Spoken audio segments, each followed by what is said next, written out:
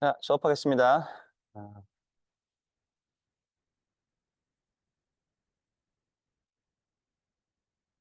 아, 그 피드백 주시는 그 페이지 그 링크가 그 페이지가 제 실수로 없앤 것 같아요. 그래서 없애가지고 잠시만요. 오. 예, 그래서 새로 페이지를 만들었는데 혹시 그 새로 공지해 놨으니까 필요하시면 글로 피드백 부탁드리고요. 그래서 오늘은 Influential Deep Learning 요게 아닌데 네, 네, 제목이 잘못되어 있네요. 이게 5월 13일 거 컨트라스트 러닝 얘기를 할 건데요. 첫 페이지는 잘못됐네요. 그래서 오늘은 그 지난번에 4월 29일 날은 인포메이션 띠어리에 대한 기본적인 얘기들하고 그다음에 인퍼런스 로스 디라이브 하는 거 얘기를 좀 했고요. 그다음에 5월 6일은 공휴일이어 가지고 대체 리프레젠테이션 러닝 나중에 할 건데 미리 좀 보셨고 오늘은 4월 29일 강의 연속해서 하는데 오늘은 이 컨트라스트 러닝이 싱클레어까지 오는 과정에 이제 인포메이션 띠어리틱한 것 관계된 논문들 그리고 컨트라스트 러닝에 관계된 논문들을 쭉 훑어보면서 이런 순서로 거기 이제 싱클레에 도달을 했구나. 그래서 우리가 클립에 가게 됐구나. 그거를 정리하도록 하겠습니다. 그래서 그게 오늘 강의 내용이고요. 지난주 수업했던 건 지지난주죠. 지난주 수업했던 거는 인포메이션 티어리에 대한 가장 기본적인 얘기를 했고 예, 물론 가장 기본적인 거는 엔트로피, 그다음에 뮤추얼 인포메이션, KR 다이버전스 이렇게 세 가지인데 근데 우리는 서프라이즈라는 것부터 시작해가지고 아주 간단한 개념부터 해서 세 가지를 쭉 얘기를 했습니다. 그래서 그 얘기를 했고, 그다음에 다이버전스 얘기를 조금 했죠. 왜냐하면 보통은 머신러닝에서 인포메이션 티어리 얘기를 할 때는 보통은 가장 많이 나오는 게 KL 다이버전스다 보니까 KL 다이버전스라는 게 결국 relative entropy라는 거고, 그래서 거기서 시작을 해서 얘기를 했었는데 관련지어서 KL의 좀 더 확장된 버전으로 이제 F 다이버전스라는 게 있어가지고 이제 패밀리죠. 이 펑셔널 패밀리인데 그러니까 펑션들을 인풋으로 받아서 숫자 값을 내뱉는 그런 펑셔널들의 패밀리가 이제 F 다이버전스고 근데 다이버전스라는 거는 여기 써져 있는 것처럼 디스턴스라는 거는 보통은 어떤 점이라든지 오브젝이라든지 이런 것들의 거리를 의미하죠. 근데 이제 디스트리뷰션이라는 거는 어, 펑션이잖아요. 디스트리뷰션이라는 것 P하고 Q라고 얘기하면 P도 펑션이고 Q도 펑션이거든요. 그래서 펑션 두 개 사이의 거리를 재는 거기 때문에 펑셔널이 되는데 그 두 개 사이의 거리에 해당되는 게 그걸 이제 다이버전스라고 부르죠. 디스트리뷰션 두 개 사이의 거리에 해당되는 개념. 근데 정확하게 거리라고 말할 수 있느냐? 거리의 중요한 이제 프로퍼티들은 무엇이냐? 이런 문제들이 있기 때문에 거기까지는 그런 얘기는 잘 안 하고 보통 그냥 다이버전스라고 얘기를 하죠. 다이버전스 패밀리가 KL을 좀 확장하면 이렇게 정말 많이 있다. 그게 다이버전스였고 그리고 실제로 이제 이쪽 딥러닝 쪽 연구에서는 와설스테인이라고 하는 디스턴스 이거는 이제 디스턴스 메저죠. 이건 정확하게 이것도 와설스테인은 디스턴스로 디파인 되어 있는데요. 이거는 어떤 펑션 두 개 사이의 관계라기보다는 이렇게 생긴 쉐입에서 저렇게 생긴 쉐입으로 가려고 그러면은 얼마만큼 흙을 파서 날라야 되느냐라는 개념으로 보는 것이고 그래가지고 쉐입 사이에 가까운 부분, 먼 부분에 대한 개념이 실제로 계산이 사용되기 때문에 그 이유 때문에 여러 가지 딥러닝 연구에서 가져다가 쓴다. 그걸 잠시 말씀을 드렸고요. 이건 우리 메인하게 얘기한 건 아닌데 이왕 KL을 얘기했으니까 여기 그냥 담아놨고요. 네, 지난주에 얘기한 것 중에 이제 가장 사실 이제 셰넌을 한참 얘기하긴 했는데 결국 얘기하고 싶었던 건 이건데 이게 수업 시간에도 말씀드렸지만은 이걸 제대로 이해하시려면은 variational estimation에 대해서 익숙하셔야 되거든요. 근데 제 생각에 variational estimation 관계된 것들이 참 많이 있는데 특히 이제 가장 이걸 많이 얘기하는 프레임워크는 뭐냐면은 데이터 디스트리뷰션을 모델링하고 싶을 때 특히 이제 이미지 같은 거 이미지의 디스트리뷰션을 모델링하고 싶은데 이미지가 예를 들면 32 by 32 픽셀이라고 그러면은 32 곱하기 32짜리 상당히 큰 벡터 스페이스에 있는 거잖아요. 그런 이미지 샘플 하나하나가 그런 large 데이터 벡터 스페이스 안에서 하이 디멘셔널 벡터 스페이스 안에서 한 점에 해당되는 것인데 그거의 분포를 모델링 한다는 게 그거의 분포를 모델링 한다는 게 간단한 일은 아니고 특히 하이 디멘셔널 스페이스에 있는 거를 모델링 하는 거를 샘플 데이터만 가지고 그 디스트리뷰션 펑션 px를 뭔가 파라미트릭이 됐든 뭐가 됐든 만든다는 건 너무 어려운 일이다. 라는 게 보통 시작점이거든요. 시작점이고 그거에 대해서 그냥 파라미터를 해놓고 샘플 가지고 파라미터 값을 맞추고 이런 식으로는 도저히 되지 않기 때문에 사람들이 여러 가지 테크닉을 만들었는데 그중에 가장 대표적인 테크닉이 이 Variation Estimation이라고 하는 테크닉이고 여기에서 이제 Inference Loss라는 거를 derive 하는 데 있어서 이제 Mutual Information하고 Inference Loss가 관련돼 있다는 거를 이렇게 derive 할 수 있는데 그걸 하는 데 있어서도 Variation Estimation 테크닉을 쓰고 그중에서 특히 이제 키포인트 뭐였어요? 요걸 그냥 고르는 거라고 그랬죠. 이게 그러니까 그냥 보통은 얘기를 할 때는 inference loss라는 게 결국 mutual information에 maximize 하는 겁니다라고 말을 하지만 정확하게 inference loss가 튀어나오기 위해서는 중간에 한번 뭔가 고르는 작업, 펑션이 이런 식으로 생겼을 거라는 assume하는 부분이 있고 그때 하필이면은 이렇게 생긴 exponential 펑션으로 얘를 이런 펑션 패밀리 중에 하나가 괜찮지 않을까라는 식으로 넣는 이유는 뭐예요? 이렇게 해야지 원하는 수식이 드라이브가 되니까 뭔가 심플한 수식으로 결국 러스를 만들 수 있으니까 많이들 쓰는 테크닉입니다. 근데 요거를 이렇게 골랐다라는 부분을 굳이 이렇게 어쌔을 했다라든지 골랐다라든지 이런 표현들을 잘 숨기죠. 이걸 대놓고 얘기 잘 안 해요. 대놓고 얘기를 안 하지만 충분히 오랜 시간 동안 많이 해서 잘 됐으면은 이렇게 고르는 거는 큰 문제가 없다, 용인한다가 대략적으로 그 리서치 커뮤니티에서 흘러가는 방식이기 때문에 보통 그렇게 얘기를 안 해도 당연히 그런가 보다 하고 지나갑니다. 그걸 잘 알고 있으면 전혀 문제가 없는 거고요. 보통은 이제 수업 들으시는 분들은 그런 거에 익숙하지 않으신 분들이 더 많을 테니까 사실 이런 부분이 상당히 중요한 핵심적인 포인트다. 그런 걸 기억을 하시면서 이걸 보시면 될 것 같습니다. 그래서 이 정도 유도하는 것만 보셔도 사실 이 논문뿐만 아니라 인플루언스뿐만 아니라 다른 다양한 논문에서 이런 뭔가 디스트리뷰션에 관계된 거에서 시작해서 어떤 loss 펑션으로 넘어가는 과정을 이해하는데 꽤 도움이 될 겁니다. 이런 걸 잘 알아두시면 좋고요. 그래서 이제 여기서는 이렇게 이제 드라이브 하는 거 설명을 드렸는데 오늘은 이제 논문상으로 봤을 때 어쩌다가 여기까지 갔는지 그 스토리를 쭉 논문으로 다 풀어서 얘기를 할 겁니다. 자, 그래서 이제 오늘 얘기하려는 게 Recent History of Information Theory and Deep Learning이고요. 그래서 그때도 말씀드렸지만 제 생각에 가장 중요한 건 싱클레어인데 싱클레어라는 논문이 엄청난 이노베이션이 있다거나 정말 대단한 거를 처음으로 생각해냈다거나 이런 게 아니라 그 전에 정말 수많았던 연구가 있었는데 어느 순간에 그중에 가장 중요한 건 무엇일까를 다 긁어 모아서 실험을 해가지고 한순간에 이미지넷 퍼포먼스를 언슈퍼바이즈에 대해서 7% 정도 성능을 확 높인 논문이거든요. 근데 7% 성능을 확 높인 것도 정말 대단했는데 근데 그걸 높였을 때 좀 큰 네트워크를 사용하면은 슈퍼바이즈 학습을 한 좀 작은 네트워크하고 성능이 거의 같았거든요. 그래서 모든 사람들한테 상당히 임팩이 컸던 논문입니다. 그래서 이 논문이 나오는 순간에 이제 언슈퍼바이즈가 슈퍼바이즈를 이길 수 있다는 게 모든 사람들한테 명확하게 각인이 된 그 시점에 해당되는 논문이기 때문에 제 생각엔 그게 참 중요한 것 같아요. 논문 자체는 사실 메소드는 이제 오늘 설명드릴 수많은 논문에 있는 그 수많은 아이디어들, 심지어 누가 진짜 처음으로 이 아이디어를 냈는지 구별하기도 사실 어렵거든요. 보통 이렇게 얘기하는 논문도 있고 저렇게 얘기하는 논문도 있지만은 결국 찾아보면은 50년대, 60년대, 70년대, 80년대 중에 어느 논문에서 그 얘기를 했습니다.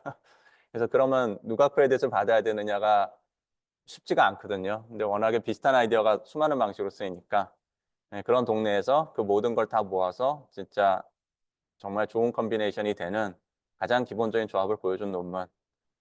자, 그 논문으로 가는 게 목표인데 그 논문을 가기 위해서 이제 딥러닝 쪽에서 논문들이 어떤 식으로 흘러갔는지 설명을 하겠습니다. 그래서 설명을 이런 순서로 할 거고요.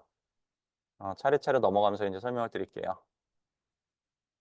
네, 처음 얘기하는 건 이제 프리텍스트 러닝인데 이거는 2012년에 이제 알렉스넷 나오고 이제 딥러닝 연구가 시작이 됐는데 아직 한 2012년, 2015년 정도 됐을 때도 아직은 상당히 초기예요. 제 기억에 한 2015년, 16년부터 사람들이 딥러닝 연구를 정말 미친 듯이 열심히 하기 시작했고요. 2012년, 13년 이때는 나오긴 했지만 사람들이 약간 깜짝 놀라서 이건 뭐지 하고 사실 상당히 소수의 연구자가 아직도 연구를 하고 있던 타임이고 그런데 이제 2015년 근처에도 이미 언슈퍼바이즈 러닝에 대한 관심이 당연히 무척 높았습니다. 왜냐하면 딥러닝 나오기 전부터 사람들은 언슈퍼바이즈 러닝을 정말 열심히 하고 있었거든요. 근데 잘 안 됐죠. 잘 안 돼가지고 열심히는 하지만은 임프레시브한 결과는 없었고 그러다 보니까 사람들은 세미 슈퍼바이즈라는 단어에 상당히 집착하고 있었고 언슈퍼바이즈는 잘 못하겠으니 적어도 세미 슈퍼바이즈 안에서 성능이 조금이라도 나오면은 좋아하고 그러고 있었죠. 자, 그러던 시절에서 이제 딥러닝이 나오니까 딥러닝으로 또 언슈퍼바이즈 하려는 노력들이 되게 많았는데 초기 노력들은 거의 뭐라도 아이디어를 내서 뭐라도 해보자고요. 그 시절에 나왔던 논문들을 다 일컬어가지고 프리텍스트 러닝이라고 부르는데 이 프리텍스라는 말이 익숙한 분도 계시겠지만 보통은 익숙하지 않으실 테니까 이런 뜻입니다. 프리텍스라는 게 뭔가 핑계를 대고 구실을 만들어서 하는 걸 얘기하거든요. 그래서 여기 이 예제를 보시면은 펜을 빌린다는 핑계로 뭐 내 오피스에 찾아왔다. 사실 다른 말 하고 싶었다는 얘기죠. 진짜 찾아온 이유는 정말 펜을 빌리러 온 건 아니고 이런 데 쓰는 단어가 프리텍스인데 그래서 프리텍스 러닝이라고 그러면은 러닝을 하는데요. 러닝의 목표를 사람들이 뭔가를 만들거든요. 근데 실제로 사람들이 정말 하고 싶은 러닝은 뭐냐면은 unsupervised representation learning입니다. 물론 representation learning이 무엇이냐? 좋은 representation이 무엇이냐? 지난주 동영상 강의로 보셔서 알겠지만 애매합니다. 그게 좋은 representation이 뭔지는 정말 불명확하지만 그럼에도 불구하고 좋은 representation이 뭔지 뭐가 됐든 간에 그거를 찾는 것을 하고 싶다는 게 사람들이 정말 하고 싶은 거고 근데 사실 좋은 representation이 뭔지도 잘 모를 뿐더러 사실 정확하게 어떤 러스 또는 어떤 메소드를 가지고 학습해야 되는지도 전혀 모르죠. 사람들은 뭐라도 언슈퍼바이즈로 레이블이 없는 상황에서 학습할 수 있는 방법들을 다양하게 만들었습니다. 그래서 그중에 이제 2015년 근처에 논문이 여러 개가 나왔는데요. 이게 아까 말씀드린 대로 아직도 슈퍼바이스 러닝이 아주 기본적인 것들 연구하고 있을 때거든요. 슈퍼바이스 러닝 성능도 아직 다 안 올라가가지고 뭐 아키텍처 바꾸고 있고 러스 바꾸고 있고 아우토메이션 바꾸고 있고 막 이것저것 막 실험하고 있던 시절인데 그때 같은 시기에 이런 언슈퍼바이즈 논문들이 나왔습니다. 그래서 이 논문이 이제 가장 대표적인 논문이고 르큰 교수님이 그 컨트라스트 러닝에 충분히 자리 잡기 전에 이 언슈퍼바이즈 러닝을 해야 된다. 셀프 슈퍼바이즈 러닝을 해야 된다 그러면서 그 만든 장표에서 이제 늘 보여주던 예제인데요. 이 논문의 경우는 이 프리텍스트 러닝을 뭘 했냐면 뭔가 우리가 쉽게 디파인 할 수 있는 걸 만들어서 그걸로 러스를 만들어서 학습을 해야겠는데 뭘 했냐면 unlabeled 이미지 하나가 있으면은 이미지를 이렇게 자릅니다. 잘라서 이 파란 부분이 있고요. 파란 부분이 있고 그다음에 그 주변에 1, 2, 3, 4, 5, 6, 7, 8 해서 8개를 주변을 자른 다음에 이 가운데 있는 이미지 대비 이 8개 중에 이미 하나를 같이 보여줬을 때 이거는 어느 자리에 있는 이미지인지를 맞춰봐라라는 클래시피케이션 문제를 풉니다. 근데 보시면 알겠지만은 이거를 이렇게 잘라내는 거는 그냥 스크립트로 막 자를 수 있는 거고 스크립트로 자를 때 요 세 번째 자리에서 잘라낸 이미지에다 레이블 3을 붙이면 되는 거죠. 그죠? 그러니까 오리지널 이미지는 레이블이 없었지만 이렇게 해서 잘라낼 때 레이블을 붙이게 되고 자동으로 사람이 안 붙였기 때문에 이거는 여전히 unsupervised framework이라고 인정을 해줍니다. 그래서 어쨌든 자동으로 레이블이 붙게 되고 자동으로 붙은 레이블이 있는 순간 학습을 트레이닝하는 관점에서는 슈퍼바이스 러닝이 되는 거죠. 슈퍼바이스 러닝으로 8가지 클래스가 있는 거에서 클래시피케이션 문제를 푸는 거고 이거를 열심히 풀어가 정답을 잔뜩 만들어 놓고 이걸로 학습을 하면 사실 학습은 어떻게 됐어요? 그냥 클래시피케이션 슈퍼바이스 학습을 한 거죠. 근데 나는 인간한테 받은 레이블을 사용한 적이 없기 때문에 언슈퍼바이스 러닝을 했다고 보고 그렇게 해서 만든 나의 네트워크가 만든 피처가 쓸만하냐 안 쓸만하냐를 보면 되는 거죠. 쓸만하냐 안 쓸만하냐는 그때도 다른 수업할 그 이전 수업에서 몇 번 말씀드렸지만 보통은 마지막에 리니어 레이어를 하나 더 갖다 붙이고 걔만 학습해가지고 걔만 이제 정말 이미지넷에서 쓸 거면은 얘를 이 프리트레인된 네트워크를 이미지넷 클래시피케이션에 갖다 쓰고 싶으면 그걸 뭐라 그래요? 다운스트림 태스크라고 그러죠. 다운스트림으로 정말 갖다 쓸 그 태스크에 갖다 쓰고 싶으면 다운스트림 태스크에 레이블된 데이터 일부를 가지고 리니어 레이어를 살짝만 트레이닝 해가지고 그래서 결과를 퍼포먼스를 봐보자. 이걸 되게 열심히 하는 거죠. 그래서 이 논문을 봐보시면 이렇게 있고 이게 설명이고요. 이게 1번에 해당되는 레이블이죠. 그렇게 하고 퀘스천 1 같은 경우에는 이게 가운데 있는 이미지라면 얘는 몇 번 레이블에 해당될까? 인간 같으면 사실 굳이 오리지널 이미지 안 보고도 대충 맞출 수 있죠. 그러니까 네트워크도 이런 학습을 하고 나면 대충 인간이 이게 상대적으로 어디 있는 건지 알 수 있는 것 같은 개념을 배울 것이다. 이런 것이고요. 근데 이 연구에서 좀 재밌었던 거는 이 연구에 아마 이 논문일 겁니다. 이 논문에서 좀 핵심적으로 했던 게 뭐냐면은 이걸 자를 때 딱 이 가운데 있는 거랑 주변에 있는 거랑 지금 상자가 9개 있잖아요. 9개를 완전히 딱 달라붙게 해가지고 잘라버리면은 정확하게 그리드로 자르면은 성능이 떨어집니다.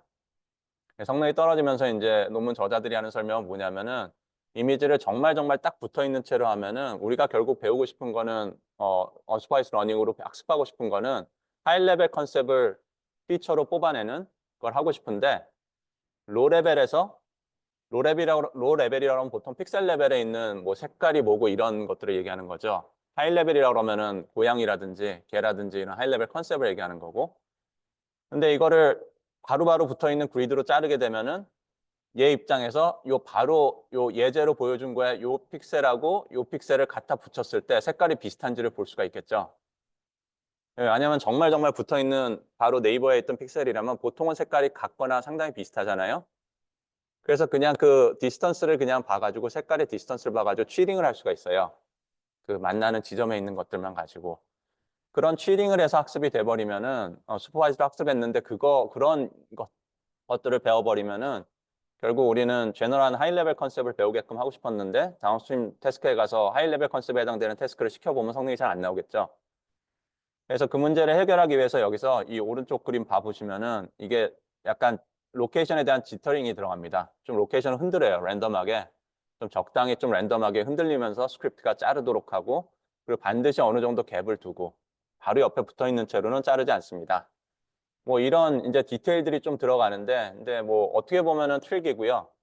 근데 어떻게 보면은 이 당시에 이런 것들을 보면서 이제 피처란 무엇인가? 그다음에 로 레벨 피처, 하이 레벨 피처라는 것은 무엇이 가능한가? 이런 거에 대해서 상당히 정확하게 네일 다운하기 시작한 거죠. 이런 논문이 있었고요. 논문은 아주 유명한 논문이고요. 이게 제가 업데이트 안 했는데 작년 카운트인데 3천. 요 당시에 나온 요런 이제 프리텍스트 러닝 했던 논문들이 지금 보시는 것처럼 그냥 아이디어 논문이거든요. 어떻게 하면은 스크립트로 레이블을 찍어내가지고 슈퍼바이즈 러닝을 해볼 수 있을까를 하는 그런 아이디어 논문들인데 다 사이테이션이 다 몇천 단위입니다. 네, 이것도 비슷한 논문인데요. 이거는 이제 지그소 퍼즐을 푸는 거죠. 그래서 이미지가 있으면 9장으로 이렇게 자르는 것 똑같은데 자른 다음에 상대적인 로케이션을 봤던 게 이전 논문인데 이번에는 지그소 퍼즐로 얘를 셔플링을 합니다. 셔플링 해가지고 자리를 막 바꿔놓고 우리 어릴 때 하던 거 이 중에 하나 없으면 하나씩 움직이면서 원래 그림 맞추는 거 있죠. 네, 그런 문제를 풀게 하는 거죠. 근데 그런 문제를 차례차례로 시퀀셜하게 움직여가지고 원래 그림을 만드는 게 우리가 실제로 장난 갖고 놀 때 하는 거지만은 그거는 딱 들어봐도 뭔가 러닝하는 걸로 그런 태스크를 하기에는 복잡해 보이잖아요. 정말 간단하게 문제를 만듭니다. 어떻게 만드냐면 셔플링을 한 다음에 셔플링하는 방식을 예를 들면 딱 100개만 해요. 오리지널 이미지가 9장이 있으면은 걔를 셔플링하는 방법 1번으로 셔플링한 거는 가운데 건 오른쪽으로 옮겨가고 뭐 맨 위 거는 맨 밑으로 내려오고 뭐 이런 디터미니스틱하게 자리를 바꾸는 그걸 정해놓고요. 그걸 1번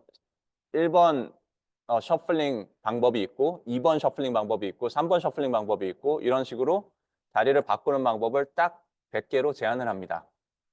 그래서 그렇게 셔플링된 이미지들을 잔뜩 만들어요. 그 다음에 그냥 클래시피케이션 문제를 풉니다. 그러니까 인간 같으면은 우리가 아는 호랑이 그림이 나오도록 자리를 잘 맞춰봐야지 이런 컨셉을 하는 건데 얘는 그것도 너무 복잡하니까 인간이 원래 하는 호랑이 그림이 뭔지 몰라가지고 우리가 지금 학습을 하고 앉아 있는데 자리를 잘 옮겨서 호랑이 같은 그림이 나와야지 이런 걸 학습을 할 수 없으니까 그냥 아주 무식하게 이거는 셔플링하는 방법 중에 1번 방법, 2번 방법, 3번 방법 다 레이블은 다 줄 테니까 그냥 레이블 맞추는 거 해봐 라는 걸 그냥 학습을 시킵니다. 그런 단순한 방법을 학습을 시키는데 얘도 꽤 돼요. 얘도 꽤 돼서 결국 그런 프리텍스트죠. 프리텍스트가 이제 지그소 퍼즐을 푸는 뭐 어떻게 보면 지그소 퍼즐을 푸는 거고 논문 제목이 정말 그럴싸한데 실제로는 그냥 클래시피케이션 문제를 푸는 거죠. 그걸 푸는 거고 보시면 이것도 그걸 하는 거에 대한 설명입니다. 그래서 이게 자리가 이렇게 막 셔플링 돼 있으면 그걸 다시 원래 자리로 찾아가야 되고 복잡하게 돼 있지만 그냥 결국 그 클래시피케이션을 푸는 것이고 이 당시만 해도 아직 뉴럴 네트워크를 이미지에 대해서 써야 되는 게 무엇인지가 아주 명확하게 자리 잡지 않았던 시절이다 보니까 논문들마다 아키텍처도 조금씩 다르게 디자인도 하고 뭐 그럽니다. 이제 지그소 퍼즐이라는 논문이 있었고요. 이런 논문이 계속 나와요. 이거는 이제 컬러라이제이션이라고 그래가지고 또 하나 할 수 있는 게 뭐냐면 모양으로 자르는 거 하지 말고 그냥 색깔을 칠하는 걸 해보자. 원래 우리가 갖고 있는 수많은 unlabeled 데이터가 이미지가 색깔이 있는 이미지들이니까 그냥 색깔을 지워버리고 색깔 흑백을 만든 다음에 이제 이 각 픽셀별로 색칠을 어떻게 하면은 오리지널 이미지에 가까워질까를 하는 것을 하죠. 그래서 이제 색깔 칠하는 거에 대해서 이제 또 정답이 있죠. 원래 오리지널 이미지에 색깔이 있었으니까 그 정답 값이 다 있는 거고 RGB 값이 있는 거고 그 RGB 값을 최대한 가깝게 맞추는 것을 합니다. 그래서 이거는 좀 이 전 두 논문하고 좀 다르죠. 이 두 개 전 두 논문은 좀 더 쉐입에 관계된 것들로 학습을 했는데 얘는 그거하고는 상당히 다른 어트리뷰션, 컬러라고 하는 개념으로 학습을 하죠. 얘도 비슷하게 좋은 성능이 나옵니다. 이런 연구를 또 했고요. 그다음에 이제 이게 다 보시면은 2016년, 15년, 16년이거든요. 그래서 이런 종류 연구들이 대부분 이때 유행해가지고 15년, 16년 정도에 대부분 다 나왔고요. 근데 이 논문은 2018년인데도 좋은데 발간이 됐는데 이 논문은 봐보시면은 앞쪽에 했던 것보다 훨씬 더 심플해졌거든요. 이제 뭘 하냐면 그냥 로테이션을 맞춥니다. 로테이션이 4개밖에 없고요. 원래 이미지 방향대로 놔둔 거 오른쪽으로 90도, 뭐 180도, 왼쪽으로 90도. 그 4개 중에 하나를 클래스로 만들어 놓고 그걸 맞추는 아주 단순한 작업을 합니다. 그래서 그냥 제 생각에는 이 논문 봤을 때 들었던 생각은 2018년도면 이거 억셉트 되기 되게 어려운데 성능이 정말 높게 나오지 않는 이상은 억셉트 되기 힘든데 아마도 방법 자체가 너무 심플한데 그럼에도 불구하고 성능이 기존 것들 비해서 조금 더 잘 나왔던 걸로 기억하거든요. 그래서 이렇게 심플한데도 된다. 그리고 그 당시에 좀 유행하던 분석 기법들을 썼다. 이 분석 기법 자체는 요즘은 이제 더 안 쓰는 거였던 것 같은데요. 그런 이유로 당시에 억셉트가 됐습니다. 이런 논문이 2018년도에 나왔고요. 봐보시면 이게 저희 이제 우리 학생분께서 옛날에 정리해놨던 건데 봐보시면 이 프리텍스트 러닝 했던 것 중에 엑sem플러는 뒤에 나올 건데 나중에 다시 설명드리고요. relative position, 아까 그 고양이, 그 다음에 지그소, 컬러라이제이션, 로테이션 이런 것들이 있는데 봐보시면 성능이 뭐 한 이미지넷 이게 아마 레스넷 50에 대해서 언스파이스 러닝한 다음에 그러니까 레스넷 50로 이런 방식으로 언스파이스 러닝을 하고 그 다음에 이미지넷 성능을 보기 위해서 보통은 리니어 레어를 달든지 아니면 서퍼 벡터 머신을 맨 위에 달아가지고 그것만 이미지넷 데이터 레이블로 제대로 된 레이블로 학습을 하든지 뭔가 간단한 방식으로 약간의 데이터만으로 학습을 해가지고 성능을 본 것들이고요. 그렇게 했을 때 성능이 보시면 컬러라이제이션이 제일 낮네요. 한 40% 근처고 많이 나왔던 로테이션 같은 건 한 55%까지 나왔습니다. 이게 아마 탑 1 accuracy일 거예요. 이미지넷 탑 1 accuracy인데 이미지넷 아마 이게 이미지넷 1000 클래스 그대로 아마 탑 1 성능을 본 걸 거거든요. 정확하진 않네요. 이게 예. 예. 근데 클래스가 그렇게 많은데 사실 언스파이스 러닝에서 피처를 배운 것만 가지고 이렇게 50%만 나와도 정말 엄청나게 높은 거거든요. 그러니까 상당히 사람들이 놀랬었죠. 이 정도가 되는구나 하면서. 예, 물론 뒤로 가면 결국은 나중에는 75%까지 올라가는데요. 레스넷 50 가지고 그렇게 됩니다. 뒤에 가서 이제 설명을 하겠지만 이제 뒤에 나오는 논문들은 보시면은 한 2018년, 19년 정도, 20년 정도에 이제 뒤로 가면서 제가 설명드릴 이런저런 논문들이 나오고요. 그러다 2019년쯤 될 때쯤에 이제 사람들이 눈치를 챘어요. 잘하면 슈퍼바이저 러닝 이기겠다. 그냥 성능이 나올 수도 있겠다. 그거를 눈치를 채고 눈치를 챘다기보다는 CPC 논문하고 몇 개 논문이 그 당시에 이제 나오면서 자리를 좀 잡기 시작했는데 그리고 아마 싱클레어 논문이 2019년에 알카이브로 나왔나? 2020년에 ICML 발간됐든가 그렇거든요. 그렇게 되고 그 싱클레어 논문이 알카이브에 올라오는 순간부터 또 사람들이 엄청나게 열심히 또 이것저것 해가지고 2020년도에 논문들이 엄청나게 쏟아집니다. 그래서 성능이 예를 들면 아까 싱클레어가 7% 올렸다고 그랬는데 거기서 또 한참 더 올리는 거를 아주 짧은 시간에 거의 6개월에서 1년 사이에 성능을 다 올려버리고 정말 동네가 정리가 끝납니다. 여기 있는 논문들이 그런 논문들인데 이번 주에 오늘 좀 설명하고요. 다음 주에 또 몇몇 논문은 또 설명을 드릴 겁니다. 이런 일들이 있었고요. 이렇게 봐보시면 여러 논문들이 있는데 이거 작년에 뽑아놓은 건데 싱클레어 논문 주변에 이런 논문들이 있다. 공간 논문들이 있다. 오늘 설명드릴 논문들입니다. 되고요. 자, 다시 돌아갑니다. 조금 더 이제 조금 전에 보여준 거는 인포메이션 theoretical한 어프로치는 전혀 아니고요. 그냥 그러니까 큰 흐름이 이렇게 두 가지가 있었던 것 같아요. 프리텍스트 러닝처럼 어떻게든 셀프 슈퍼바이즈 러닝을 해가지고 셀프 슈퍼바이즈 뭐죠? 이제 셀프 슈퍼바이즈라는 말 자체는 설명을 제대로 한 적은 없으니까 설명을 드리면 지금 설명드린 것처럼 원래 언슈퍼바이즈 데이터셋인데 뭔가 아주 간단한 방식으로 스크립트만 써서 레이블이 붙은 데이터를 만들면 이제 슈퍼바이즈 러닝이 가능하죠. 근데 레이블을 사람이 붙이진 않았으니까 셀프 슈퍼바이즈라고 부르는 거죠. 데이터 자체가 스스로 슈퍼바이즈 러닝을 할 수 있으니까. 지금 이제 좀 전에 보여준 것들이 전부 다 셀프 슈퍼바이즈 러닝 기법들에 해당되는 거고요. 이게 한동안은 또 언슈퍼바이즈라는 말은 또 안 쓰고 SSL이란 표현으로 또 한참 얘기하고 용어들이 좀 유행이 좀 달랐었는데요. 지금은 굳이 SSL이란 표현을 잘 안 쓰는 것 같아요. 요즘은 그냥 언슈퍼바이즈 러닝을 하면 되지요. 그리고 보통은 용어들이 많이 정리가 된 것 같습니다. 자, 그게 어쨌든 프리텍스 러닝하던 쪽이 하나의 큰 흐름이었고요. 그 다음에 또 다른 하나의 큰 흐름은 이제 인포메이션 티오리 쪽을 따라가면서 가는 건데 이제 그 첫 번째 논문이 인포메이션 바틀렉이라고 하는 논문입니다. 그래서 인포메이션 바틀렉이라고 하는 논문은 오리지널 논문이 있어요. 이게 99년도에 나온 인포메이션 바틀렉 메소드라는 논문이 있는데 이건 딥러닝적 논문이 아니고요. 이 TCB라고 하는 교수님이 이스라엘 교수님이 이제 이미 옛날에 썼던 논문인데 이거는 시그널 프로세싱 같은 문제를 풀 때 어떤 프린시플을 가지고 이 시그널을 프로세싱하면 좋을까? 어떻게 하면 좀 더 잘할 수 있을까? 이런 기본적인 여러 가지 문제들에 도움이 되는 아주 기본적인 방법론은 무엇일까에 대해서 고민했던 논문 중 하나입니다. 여기 봐보시면은 Understanding the signal X requires more than just predicting Y.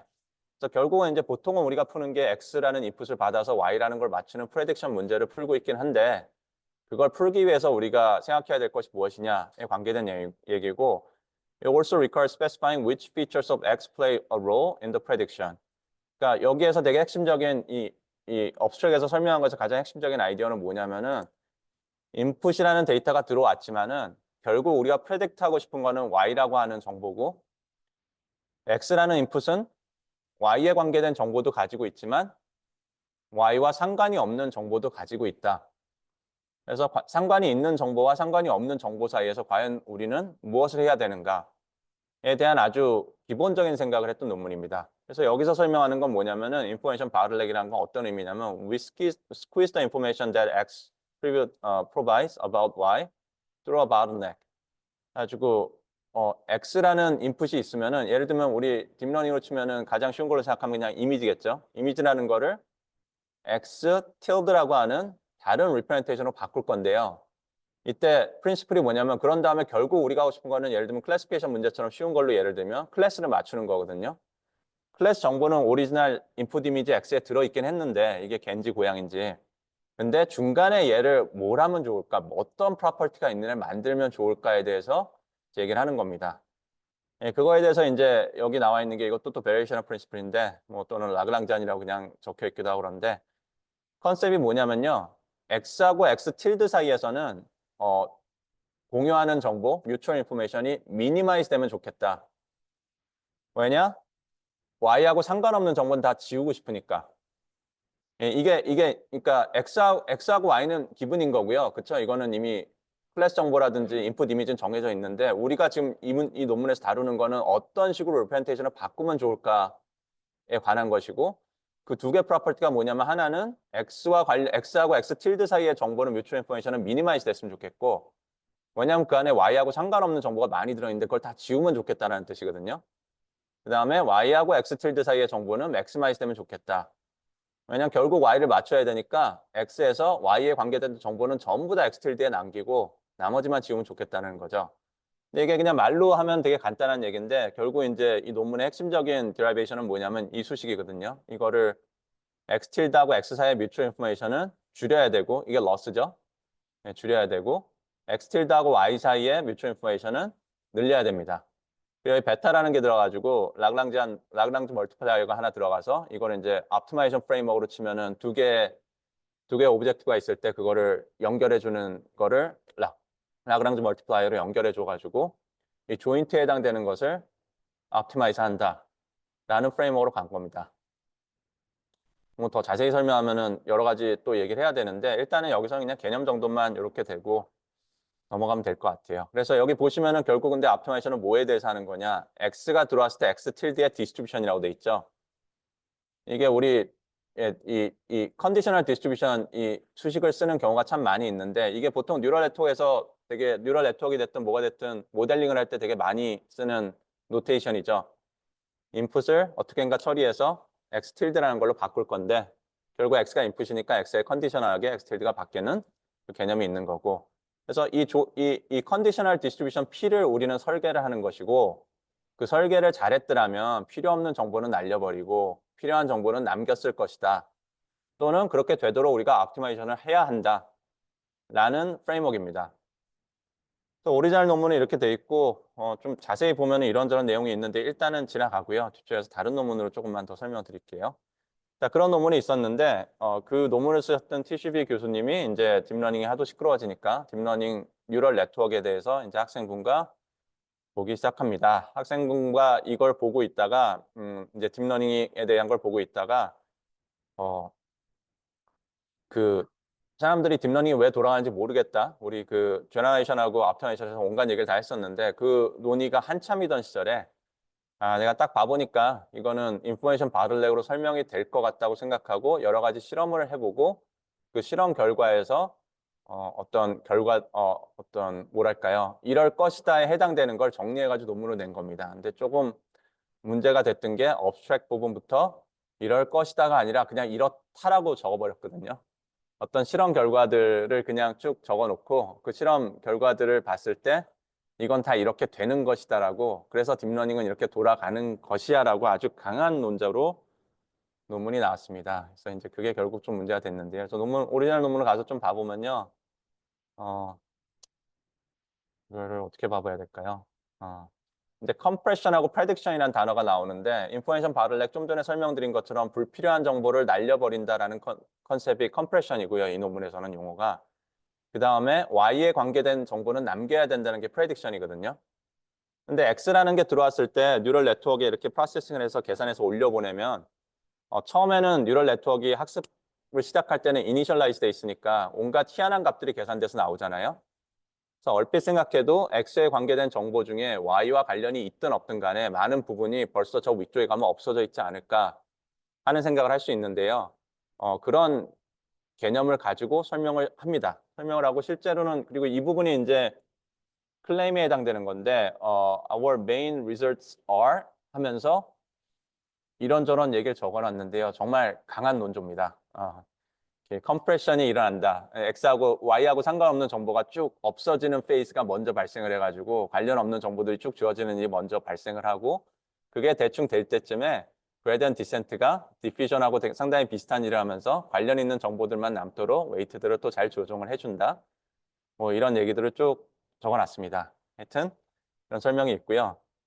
이게 이제 이 논문의 핵심적인 그림인데 이게 뉴럴 네트워크입니다. 뉴럴 네트워크인데 이거 한번 제가 설명드렸던 적 있는 것 같은데 이런 종류 그러니까 보통 우리는 X에서 Y tilde로 가는 거를 하고 Y tilde가 에스티메이트한 게 Y하고 비슷하냐 안 하냐라는 게 보통 우리가 클래시피케이션 문제 풀 때 또는 리그레션 문제 풀 때 생각하는 방식인데 그 리프레젠테이션 지난주 비디오에서 말씀드린 것처럼 이 프레임워크에서는 Y라는 걸 아예 데이터 인풋 옵저베이션 데이터 X가 만들어지는 오리지널 소스이기 때문에 이거를 그냥 시작점으로 놓고 이게 true인 거죠. 그 지난주 비디오로 치면은 그 뒤에서 빛을 쏴가지고 화병이 있어가지고 그림자가 생겨서 그림자가 데이터인데 그 화병 자체가 Y인 거죠, 여기서. 상상 설명을 이쪽 인포메이션 바틀렉 관계된 논문에서는 Y에서부터 시작을 합니다. 여기도 이렇게 돼 있고요.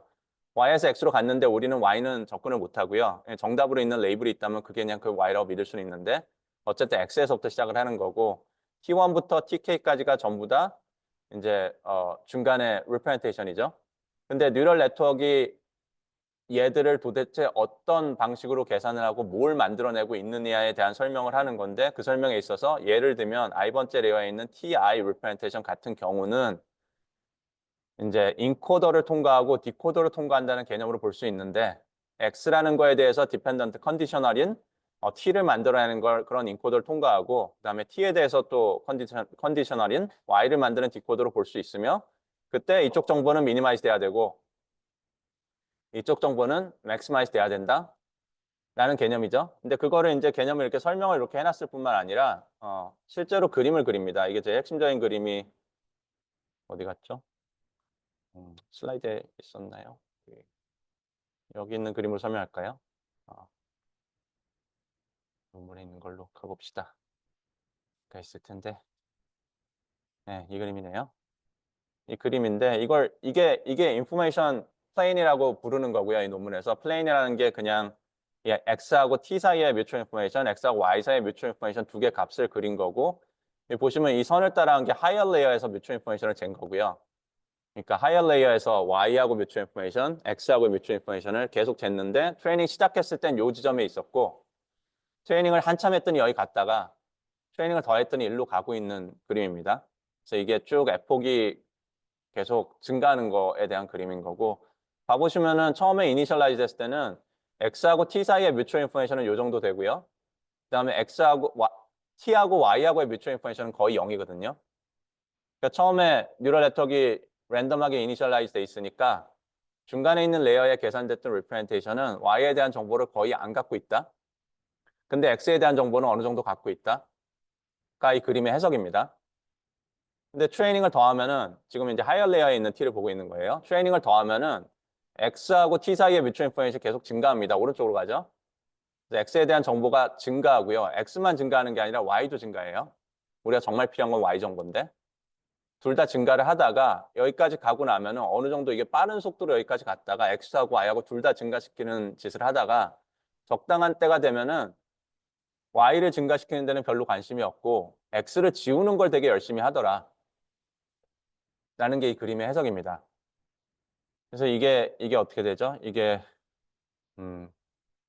컴프레션 페이스인가요? 이게 정보를 지우는 부분이. 이름을 그렇게 설명을 했던 것 같아요. 그래서 요렇게 간다는 게 이 논문의 핵심적인 설명이고 그래서 스타캐스틱 그레디언트 디센트를 쓰면은 스타캐스틱 그레디언트 디센트가 하는 일이 무엇이냐? 이런 역할을 하는 것이고 이런 두 개의 페이스를 통해서 학습이 되는 것이다를 설명한 게 이 논문입니다.